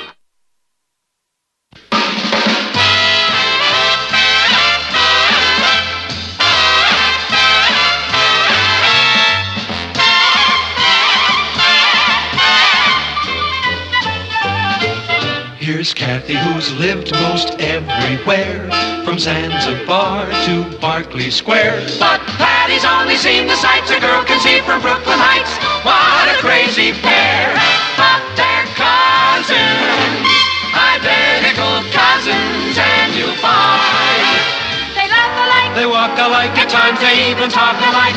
You can lose your mind when cousins are two of a kind. Everything comes downstairs, but nothing goes back up. Why am I stuck with it? Ross, you have got to learn to take things back up to your room, dear. You make us all look like messy livers. Messy livers. Sounds like a new dish. Okay, but what about Patty? She's the real living room litter. Oh, I'm ready to pull her over to the curb the minute she comes down the stairs. Is this enough? I'll need an escort to get me back to my home field. Kathy, I ran into one of your school teachers today, Miss McClintock. Huh? And she tells me she thinks you ought to be voted Student of the Year. And she thinks you will. That'd be wonderful. Well, you deserve it. Thank you, Aunt Natalie. We're all very proud of you. I'm not.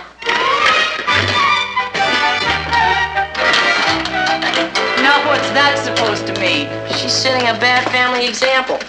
Now I'll be expected to be Student of the Year. You make it tough on a poor little kid who just wants to remain a normal dope. Come on, Ross. I'll be your fighter escort and get you back home. Come on, with a short Santa Claus. Laugh all you can. You're next. Oh, Patty. Yeah? Oh, Mama, I can't take them up now. Richard is coming to pick me up. You know, you're improving, Patty. I am?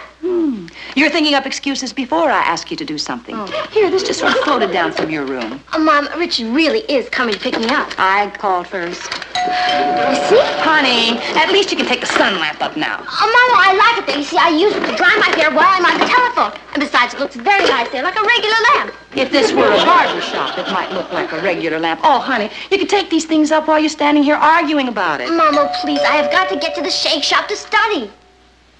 At the shake shop. Yeah, Rich and I always study at the shake shop. You wouldn't want me to flunk shake shop, would you?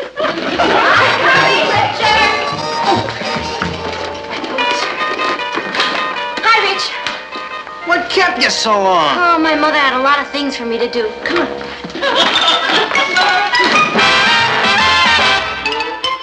Meet Kathy, who's lived most everywhere, from Zanzibar to Berkeley Square. But Patty's only seen the sights a girl can see from Brooklyn Heights. What a crazy pair, but they're cousins, identical cousins all the way. One pair of matching bookends, different as night and day.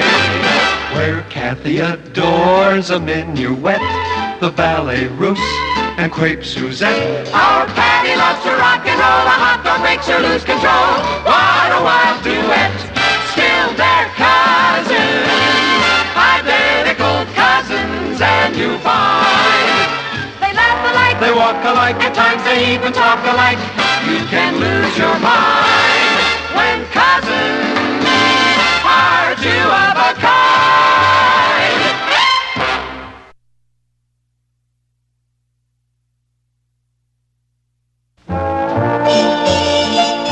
Patty, the habits we form when we're young are very important. You know something? I can't figure out how my case got to the Supreme Court so fast. I didn't even know I was on trial. You're not on trial, darling. It's just that whenever your mother and I ask you to do something, we get evasion instead of action. We're wondering if it's the same at school. Hey, I feel like I picked up the plague.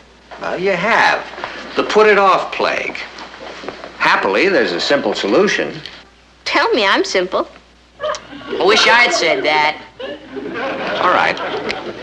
You take that same wonderfully wild energy that you spend evading things and you redirect it to doing things.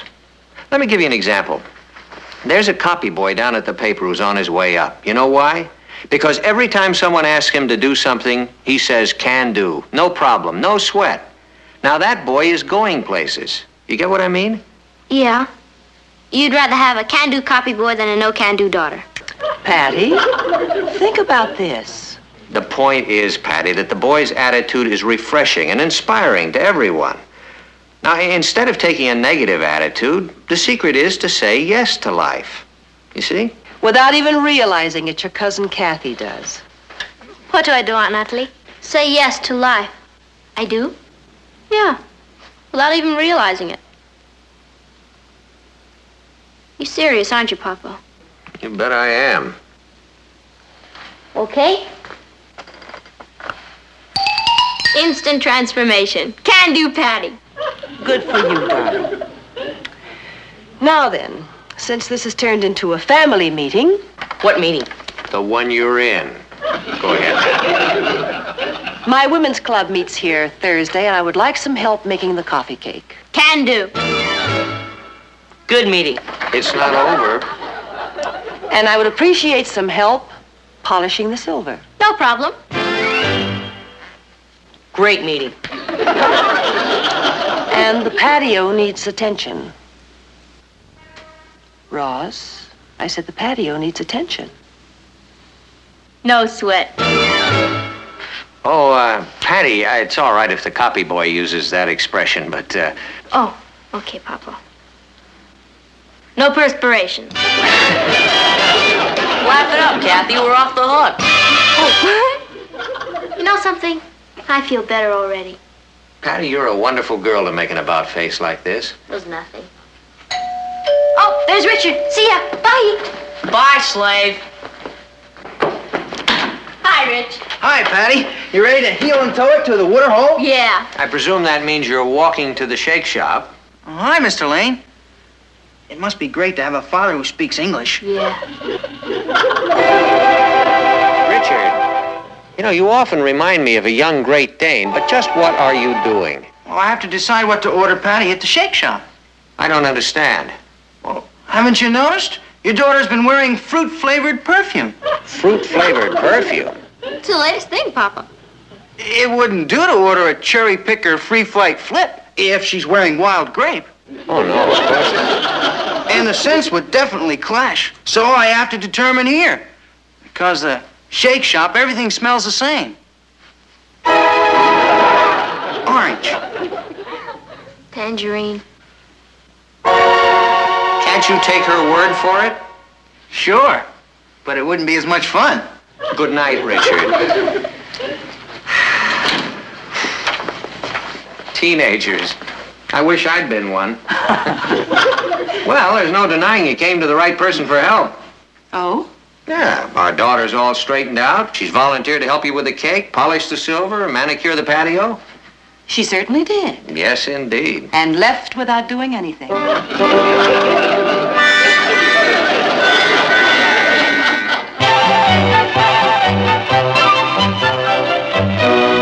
As your advisor, I have called this meeting to select a new treasurer.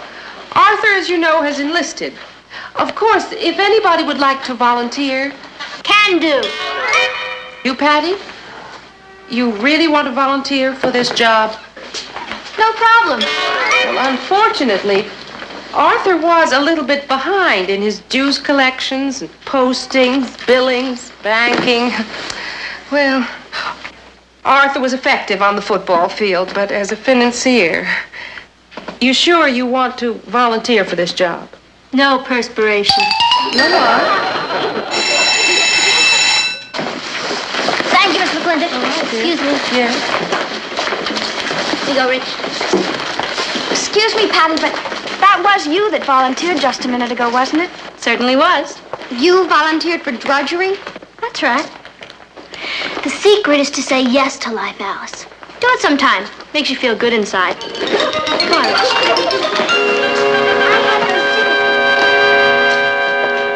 I don't know how soon she'll be back, Richard. She's a student representative on the Borough Beautiful Committee, you know. Volunteered. I know. She also volunteered to organize our Shake It or Leave It Club. Shake It or Leave It Club? I'm afraid to ask what that is. Well, it's a dance club, Mr. Lane. We're going to hold our meetings at the shake shop. Hello, Richard. Where's Patty? My club women will be here Thursday. The coffee cake isn't made. The silverware hasn't been polished, and the weeds in the patio are feeling very secure. Well, she's probably pacing herself. She's taking on too much. Yeah, she'll be burned out before she's 20, and I don't want to drudge for a wife. We'll worry about that when the time comes, and it hasn't. Now, meanwhile, you're both forgetting a truism. The more work you assume, the more work you can do. So relax.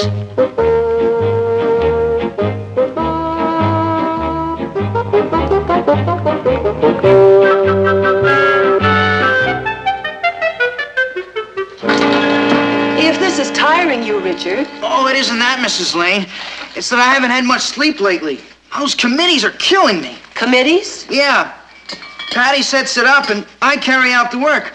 I must have been up to 11 o'clock last night ringing doorbells. Was she ringing doorbells? No, she's too busy. Busy doing what? Well, you know, being the brains. That shouldn't take her too long. Where is everybody? Hello? I'm home. Hey, look at all of you. Hello, darling. Home is where the weeds are growing. Huh? Well, why don't you relax with us, Mr. Lane? Relax. This has to be against the child labor law. Ask your sister. I think she volunteered to write the original law. So where is she? Search me. Is there a neighborhood volunteer fire department? She may have joined that. Don't forget this. Well, now, just a minute. You should not be doing Patty's work for her. Can anybody around here say no? It's pretty hard to say no to her, Mr. Lane. You know how Patty is when she flies. She's marching along, conquering the world like Alexander the Great. And it's up to us peasants to execute for the great executor. Well, let's all remember an old truism. The more work you assume, the more work you can do. Look, Natalie, do you think it's a good idea for me to bend over weeding like that? I mean, my sacroiliac might pop. Oh, I don't think it'll pop. Think positive. You know, can do. Well, Patty's really doing a great job. We mustn't discourage her. I mean, we wouldn't want to break her spirit now that she's learning how to assume obligations. Would we?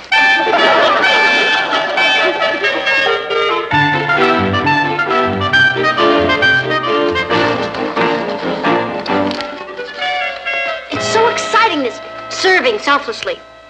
Kids at school look at me differently. They look up to me.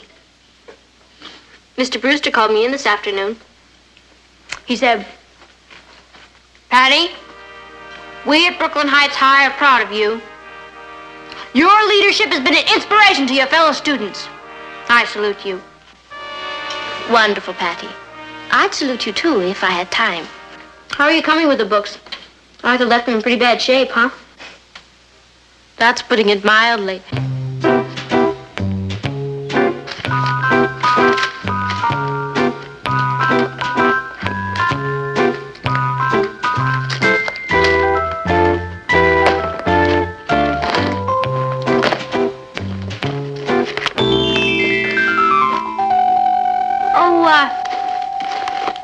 Mr. Brewster also said, Patty, you keep going at this rate, and you can be the first woman president of the United States.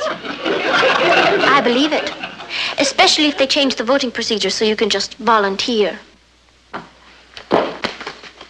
President Patty Lane. Maybe I should make it Patricia. Patty's a little informal. Anything you say, Madam President. President Patricia Lane. PL tells the nation. PL calls a conference of the United Planets. PL saves the universe. You are the most modest president the colonies have ever had. I'll never change, Kath. I'll never forget you, my dear, devoted cousin. I'll make you Secretary of the Treasury. Thank you, no. Secretary of Labor? That's a little more like it. And Richard? Richard. Dear, devoted Richard. First Lady? Kathy, I love you. You know something? I must love you, too. You know, Kath, it's really nice having you studying down here with us. Thank you. It gets kind of lonely up in our room with Patty gone all the time. I hear when she runs out of local projects, she's gonna call a meeting on the moon. They'll elect her Miss Looney. She's wonderful. Hi, group. Just thought I'd drop by on my way to another meeting. When are you here? You're president of the Musicians Union. No. We just came from the shake shop, and there's a campaign to vote me Student of the Year tomorrow. Student of the Year? Hey, Natalie, did you hear that? Oh, yes. Yes, I did. It's like a regular ground surge.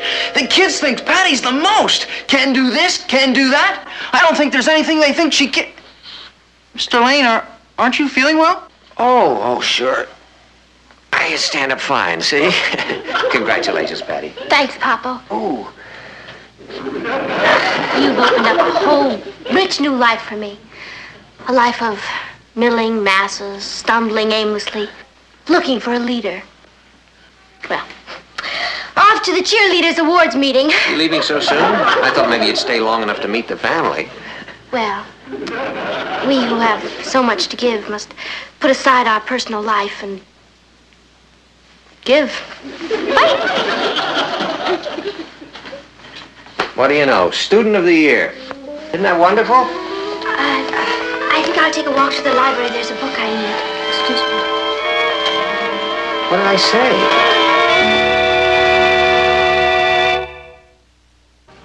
You had no reason to know, Martin, but being Student of the Year means the world to Kathy. And I feel after all she's done for the school, she deserves it. I see what you mean. Well, do you think Patty will win? I don't. She's got a winning smile, but a losing face. As much as we love Patty, by comparison, she is sort of a flash in the pan.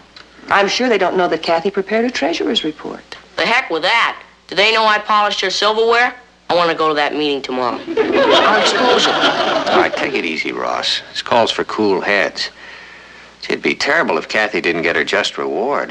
What about mine? Like 50 cents an hour, retroactive, time and a half for overtime, old age benefits, Social Security, paid wash-up time. Just turn Patty's allowance over to me. I'll deduct it from my... This is a great moment for us. We have been appointed to take charge of the Brooklyn Heights High Beautifying Project. When you say we... I mean all of us. Well, sure, I am chairman of the committee, but it's as I told the principal this morning. But I can't do it without all of you, the workers.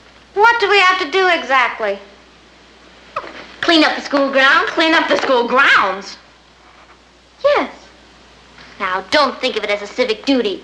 Think of it as a civic pleasure. Brooklyn Heights High is going to be the most beautiful school in the country. And I'm going to see to it that each and every one of you gets his own personal inspection kit. Thank you very much, ladies and gentlemen. I have another meeting.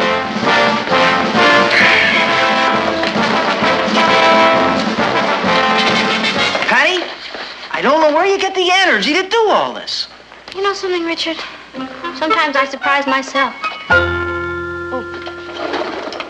Congratulations!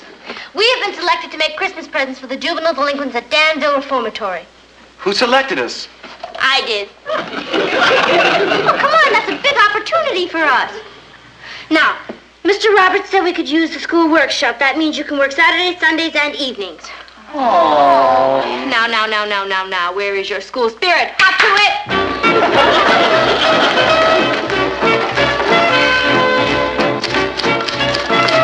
You've done it again. We've done it again.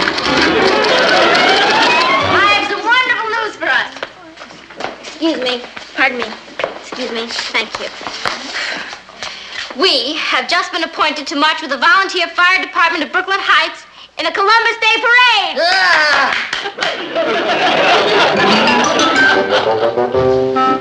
I better give that one to Kathy.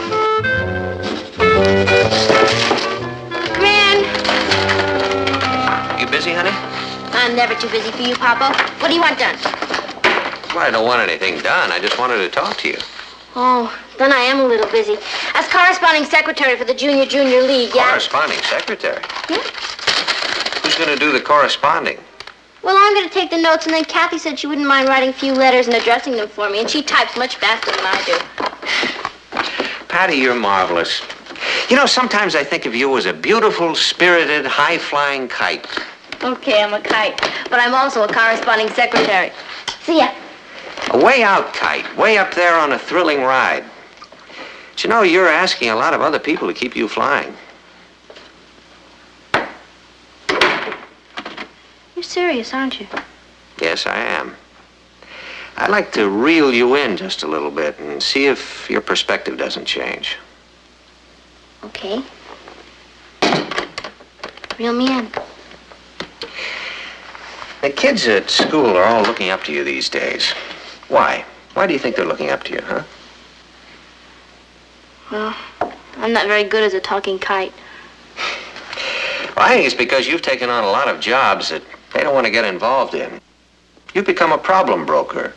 You got a reputation, a wonderful reputation as a doer, and that's good. The only thing is that a lot of people who love you have been doing the doing. Now, one of them sleeps right here in this room, and I'm afraid she's going to be crying herself to sleep tomorrow night. Kathy? Mm-hmm. Why would she be crying? Well, because she's been looking forward to being Student of the Year. She has? That's what you told your mother. Oh, boy. It seems that being picked as Student of the Year means as much to her as, Being first woman president of the United States means to me. No. Well, I guess that election will have to wait a while, huh?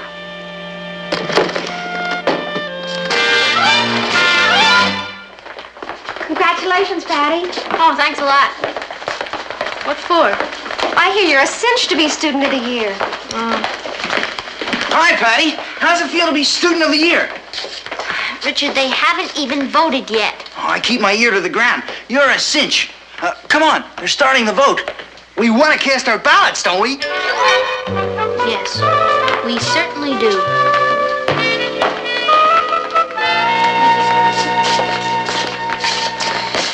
Where's Kathy?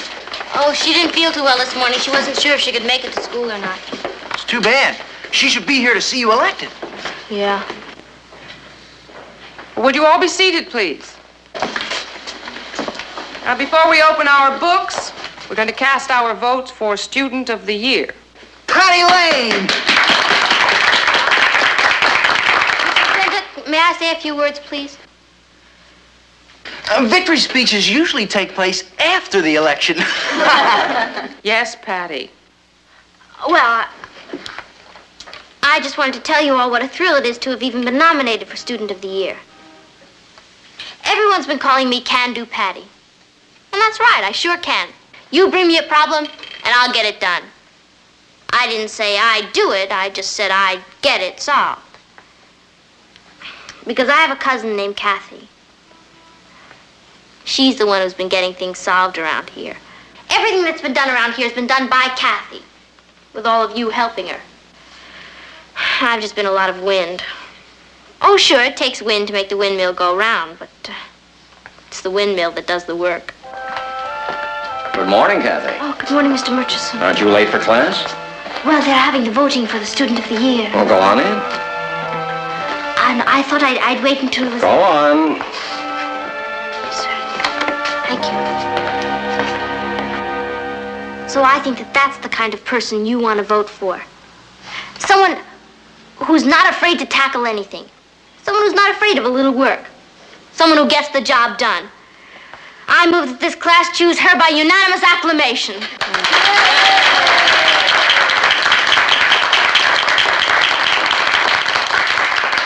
Well, it is passed unanimously. Is there anything you'd like to say, Kathy? No, Miss McClintock. Except that I believe the class has made a very wise choice. What did I say? You just made your acceptance speech, Kathy. You're Student of the Year.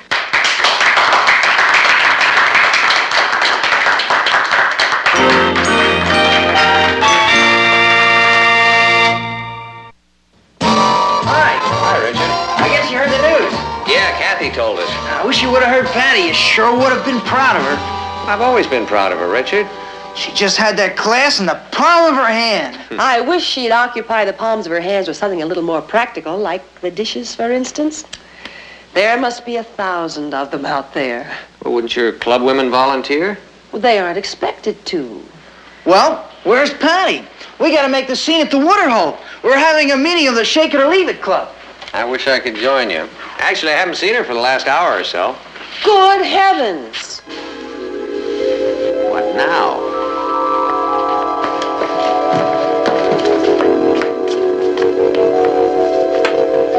Is that you, Patty?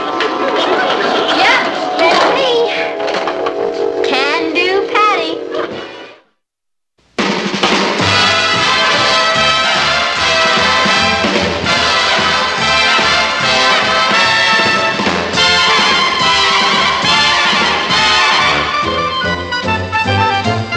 Here's Kathy, who's lived most everywhere, from Zanzibar to Berkeley Square. But Patty's only seen the sights a girl can see from Brooklyn Heights. What a crazy pair! But they're cousins, identical cousins, and you'll find they laugh alike, They walk alike, at times they even talk alike. You can lose your mind when cousins are In the Shake Shop. I was sitting at this very table, sharing a banana dream with Richard. And suddenly I looked up, and there he was in the phone booth. Who introduced you? Well, nobody yet. Then how do you know his name? Well, while he was in the phone booth, I happened to take a look at his briefcase. He was just transferred here from a very chic boarding school in Connecticut. How did you know that? I happened to be passing by the registrar's office this morning, and I looked up his school file. Patty, don't you think that's being a bit nosy? Kathy, when the most divine man who ever lived pops into your life, you don't just sit around. You go. Couldn't you go a little more slowly? He was born in Boston, and his folks are terribly blue blood. That was in his school file? No, that was in the social register. Kathy, he's got everything. What about Richard? Richard? Richard's very sweet, and I really like him. But when you meet someone like Woodrow Warren Caldwell,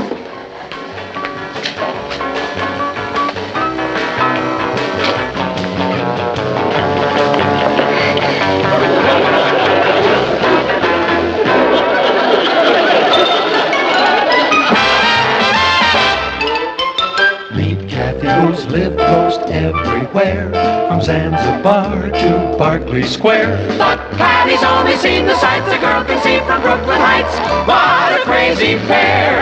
But they're cousins, identical cousins all the way. One pair of matching bookends, different as night and day.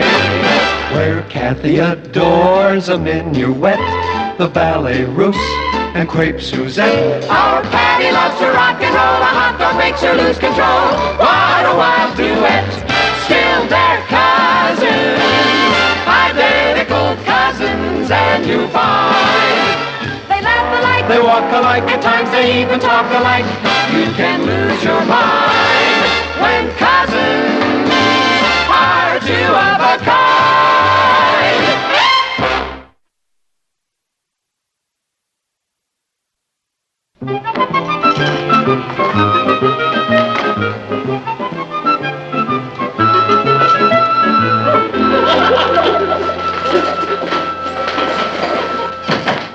Hello there.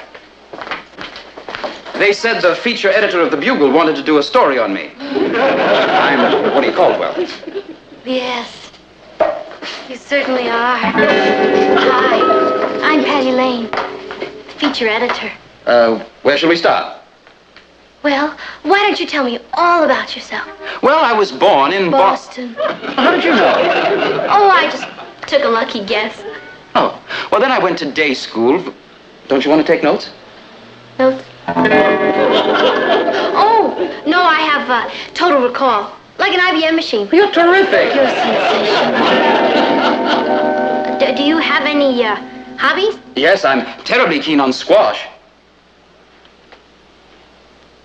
Your hobby is eating squash? Squash. Tennis.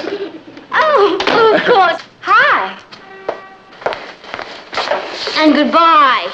Well, hello. I'm Sue Ellen Turner. I'm Woody Caldwell. Isn't that funny? My father told me I'd probably run into you. That's very Your funny. father? Yes, Dad is vice president of the First Mortgage and Trust Bank down in Wall Street. Well, that's where Dad banks. Yes, I know. They're great buddies. My father's managing editor of the New York Daily Chronicle. We must get together soon. Where's it? At the Brooklyn Heights Mortgage Savings and Loan Association. I'll call you. Yeah, about this interview. I'm afraid I have to make a class. Oh, Bye. bye. What a charming boy. Well, I saw him first, so forget it. You? Yes? My dear child, there's only one girl in this entire school with the wealth, background, and social position worthy of Woodrow Warren Caldwell III, and you're looking at her. Excuse me. Let me get this straight, Patty. You want me to tell you all about our ancestors, huh? That's right. Who were the Lanes, Papa? What did they do? Well, they were mostly... Patty, why this sudden interest in genealogy? What's something I've always wondered about? Huh? Well, I can tell you one thing about them. You can be very proud of your forebears. I can? Oh, yeah. They've all been good, decent, hard-working people. That's all? Wasn't that enough? Oh, sure, Papa, but... Well, weren't any of them, like, famous or distinguished or noble? Well, let's see now. Well, it was old Joshua Lane of Brattleboro. There was? Yeah. He founded the first general store in Vermont. A storekeeper.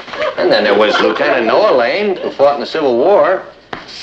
A war hero? Yeah. He was one of the first Union officers to be captured. Captured? Oh, you mean in a gallant stand against the foe? No, actually, it was in the retreat from the Battle of Bull Run. Martin, you can spare these slacks, can't you? Yeah, I think so. They look like they belong to Ross. Hey, Mama, you're not going to give away my green sweater. Oh, well, you never wear it, dear. I know, but it's my favorite one. Now, Patty, surely you're not going to begrudge an old sweater to the Salvation Army. Oh, not the Salvation Army. We've a new neighbor who's starting a thrift shop. Mrs. Caldwell. Oh, okay, I guess if it's for charity. Did you say Mrs. Caldwell? That's right. Mrs. Woodrow Warren Caldwell? The second was on the crest on her stationery. Oh, she can have my sweater. She can have everything I've got. Well, that's very generous of you, darling. Martin, can you drop these things off on your way downtown tomorrow? Oh, that's all right, Papa. I'll deliver them to her. Well, thanks. Well, it's the least I can do for the deserving poor. I'll go see if I can round anything else up. Bye. Well, what do you suppose came over her? Mrs. Woodrow Warren Caldwell II, obviously. Who is she? Terribly rich and social, I gather. Yeah, I'll bet. I'll also bet she has a son named Woodrow Warren Caldwell III. My dear, I'm overwhelmed. Such generosity. Oh, it's nothing really, Mrs. Caldwell. Don't be so modest, my child. Some of these things are practically new. Yes, that's our way. We like to wear things once and then just give them to some worthy cause. Well, I'll have to send your mother a very special thank you note. Oh. What is your name, child? Patty Lane. Lane. Are you by any chance related to the Boston Lanes? Interesting you should ask, Mrs. Caldwell. As a matter of fact, one of my ancestors, Joshua Lane, was the first man to set up credit with the Indians in Vermont. Really? It was sort of a pre-Revolutionary War diners club. Really? Yes. His great-grandson, who was General Noah Lane, was almost a big Civil War hero. How interesting. Yes, thank you. Well, thank you again, my dear. Well, I'd like to stay around and help if I could. Oh, but you've done enough. Oh, well, I'd like to rally round. Really, I would. Well, we do need someone to make an inventory of all these things. Wizard. Now, just write down the name of the things we have to sell, and then we'll... Good heavens! Here comes another good Samaritan. Bless its little heart.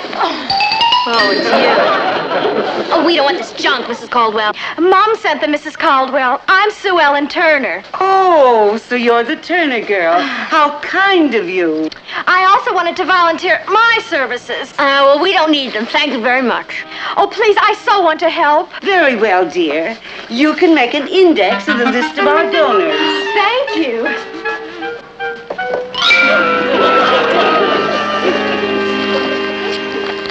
My, what dedication. Social climber. Copycat? Upstart. Phony? Girls, look who dropped by. This is my son, Woodrow. Hi. Woody, would you be a lamb and drive over to Mrs. Montague's? She's donating a lovely old desk. Yes, Mother. Well, it's a little large. I wonder if you can manage it yourself. I'll go. Let me help. Well, that's what I call esprit de corps. Patty. Yes. You better finish the inventory. You go, Sue Ellen. Yes, Mrs. Caldwell. Shall we press on, darling? I'll give you the address. I haven't been able to get a hold of you all week. What's the matter with you? Nothing, Richard. And you're never in when I phone you. And you don't call back. Patty, is there somebody else? Now, whatever gave you a ridiculous idea like that? Of course not. Excuse me. Hello? Hi. Hi. Woody? Who's Woody? Mom wondered if you could come tonight and help address envelopes. Tonight? That's right. To your house? Wizard, Woody. I know, it's that new society boy with all the clothes. Woody Caldwell. Mom says 8-ish. 8-ish? Right-ish. Bye. So, there was somebody else. I was right. Yes, Richard, I'm afraid so. But Patty, you're my girl. Till the end of time, you said. And I meant it, Richard. I really meant it. When you meet somebody like Woodrow Warren Caldwell III. Yeah, sure. I know he's got social position and good looks and fancy clothes. And he drives around in a jazzy foreign sports car. But aside from that, what's so special?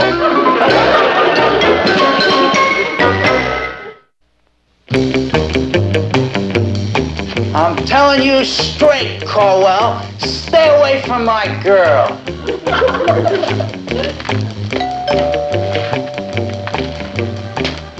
Okay, Caldwell, if that's the way you want it.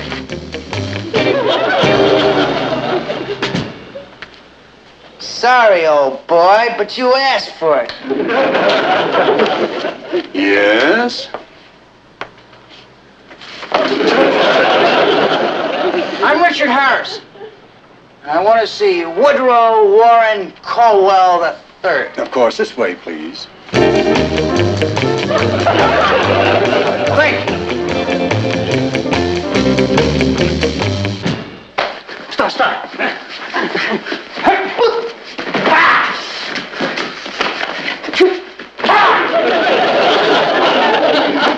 Hi, fella. What can I do for you? My name's Richard Harrison. Yes? And I just wanted to say, welcome to Brooklyn Heights.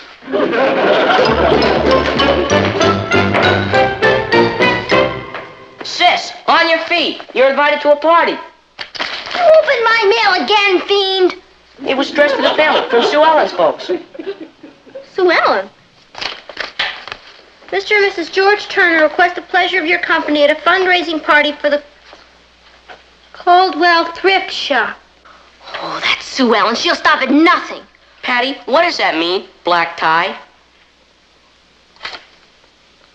Black tie. Oh, no. What's the matter? That means it's a formal party and I don't have anything to wear. But I like that blue dress you have. Oh, that old thing. Wait till you see what Sue Ellen turns up in. Are clothes all that important? Well, to Woody they are. You should see how he dresses. There's only one hope. I'll just explain to Papa why he's gotta buy me a fabulous new formal. Do you think he will?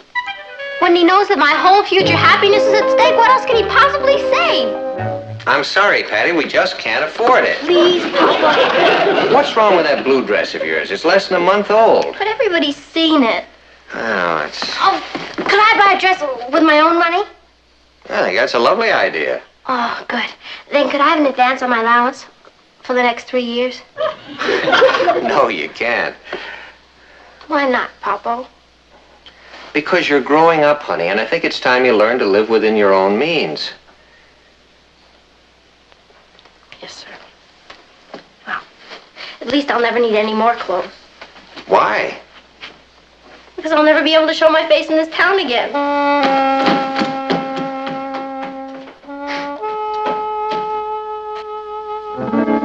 It looks beautiful. It's awful. It's charming. It's a disaster. Now, stop that, Pat. It's a very nice little dress. That's exactly what it is, Mom. Can you imagine what a fabulous creation Sue Ellen's gonna have on? Oh, Mother, it's utter heaven. Patty will sink through the floor. You know, I suppose it's rather silly. But I would much rather that you were wearing this. Oh, Mother, that old thing was my first formal gown. Yes, darling, I know. That's why I'm so very fond of it. Now, I suppose it'll just sit here. Oh, Mom, I know. I'll donate it to the thrift shop. Well, now that's a very good idea. I'll take it over. Who knows? Maybe some poor deserving girl can use it.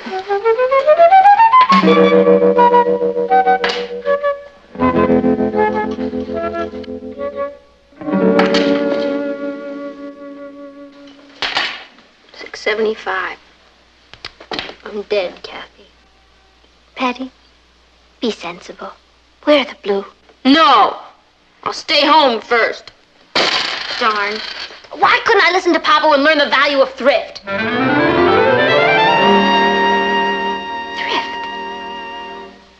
That's it. I'll go to the thrift shop. I'm sure to find a gown there. An evening gown? Well, sure. Mrs. Caldwell's rich friends donate all kinds of things. Come on, Kathy. Pick up some of the money. It's me. It is lovely. You're lucky it came in just a little while ago. Oh? It's just about my size, too. How much is it? How much did you want to spend? $6.75. Very well. It's yours. Oh, Kathy! I can just see the look on Sue Ellen's face when she sees me in that. I'm sorry, it's all in change, but I think it's all there. 75. I'll get that. $1, Kathy. Here. My, you all look so pretty. Thank you. Well, they should. They've been getting dressed since Tuesday. Oh, Miss Sue Ellen. Hi there. Sue Ellen, what a beautiful gown. Oh, thank you. I can't wait to see yours. Oh, yeah, as soon as I fix my hair a little bit. Oh, Patty, the room back there. Thank you. Come on, Kathy. Excuse us.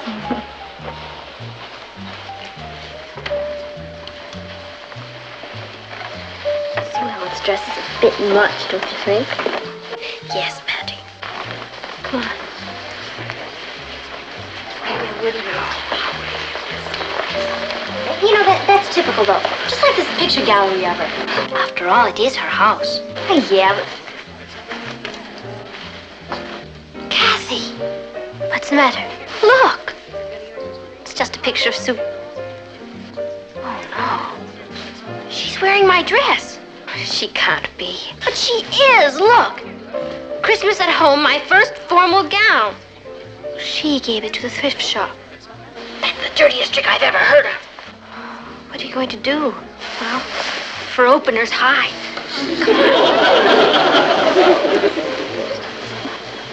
Yes, Patty's been a tower of strength to us in the thrift shop. Where is she?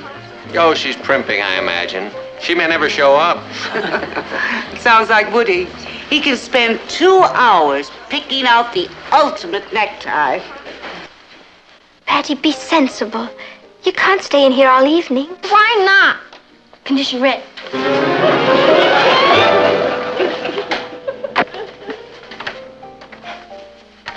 Where's Patty? She's, fixing her hair. Oh. Oh, fussy old Mrs. Montague insists I hang this.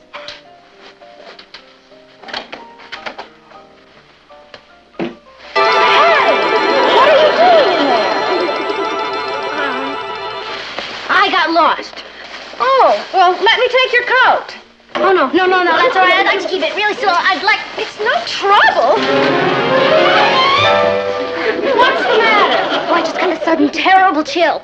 Patty, what's wrong? Well, nothing, Sue. Everything is absolutely fine. I'll be fine in just a few minutes. Now, why don't you just run along and take care of your guests? And I'm really having a ball, and I'll see you in a little minute. Oh. That's Sue Ellen in her first formal gown. Charming. A lovely child. And she's so thoughtful. Do you know she just donated that gown to the thrift shop? Isn't that sweet? Patty, that's the coward's way out. Well, what do you think I am? That's nothing. Come on, Patty! Swell. Yes, Kathy, I see what you mean about that dress. Patty! Where did you get that dress? I had a little dressmaker who ran it up for me. Oh, really? Yeah, she does all my things. That just happens to be my old evening gown. That's ridiculous. There's this little old lady Let me who has see a that shop, label. and every time I want a I was nice dress, right. So you went to the thrift shop and bought my old dress. I did not. Well, I didn't know it was your dress. Please, Sue. Promise me you won't tell anybody. Please? Promise? Buddy, pal, friend? Of course not. I'd be an utter monster, too. Oh, and you're not. You're kind and sweet and generous, Patty. Mrs. Caldwell wants to say hello. Oh, she'll be right in, Mrs. Lane. This is going to be a beautiful party.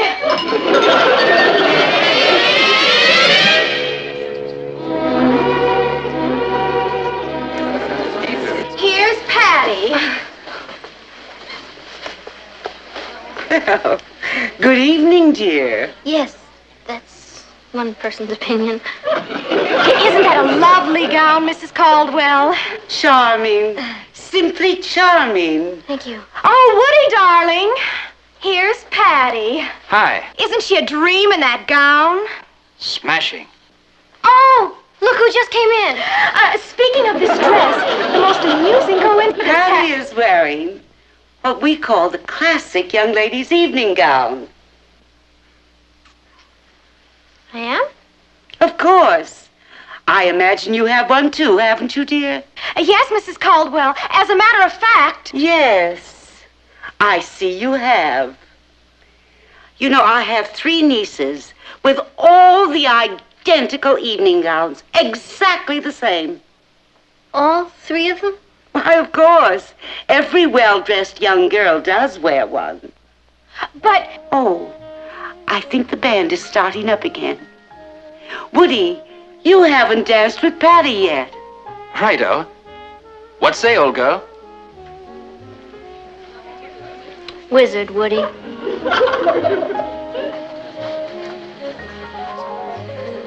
They make a charming couple, don't they? Yes. Don't they?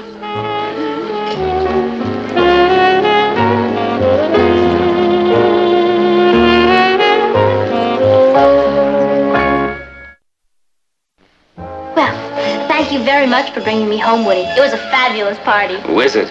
Are you free next Saturday night? Oh, I suppose I could arrange it. I'm giving a welcome home party. Oh, great. For who?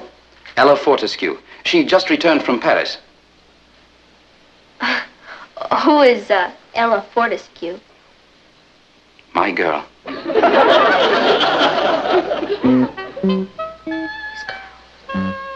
That's right. You'll adore her. See you 7-ish. Bye. Bye-ish.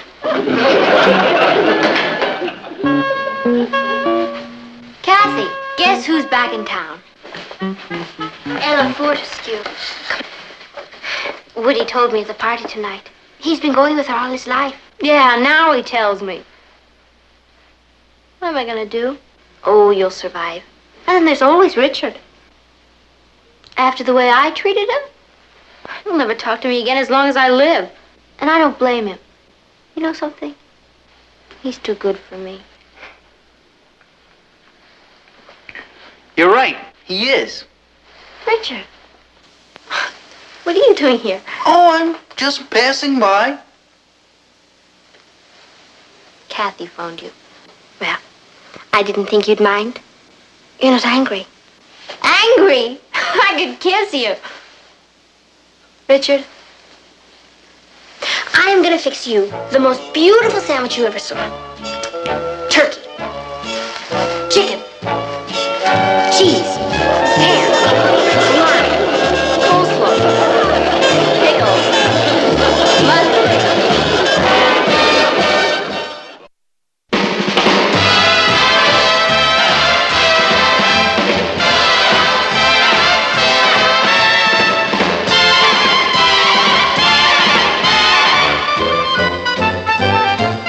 Here's Kathy, who's lived most everywhere, from Zanzibar to Berkeley Square. But Patty's only seen the sights a girl can see from Brooklyn Heights. What a crazy pair.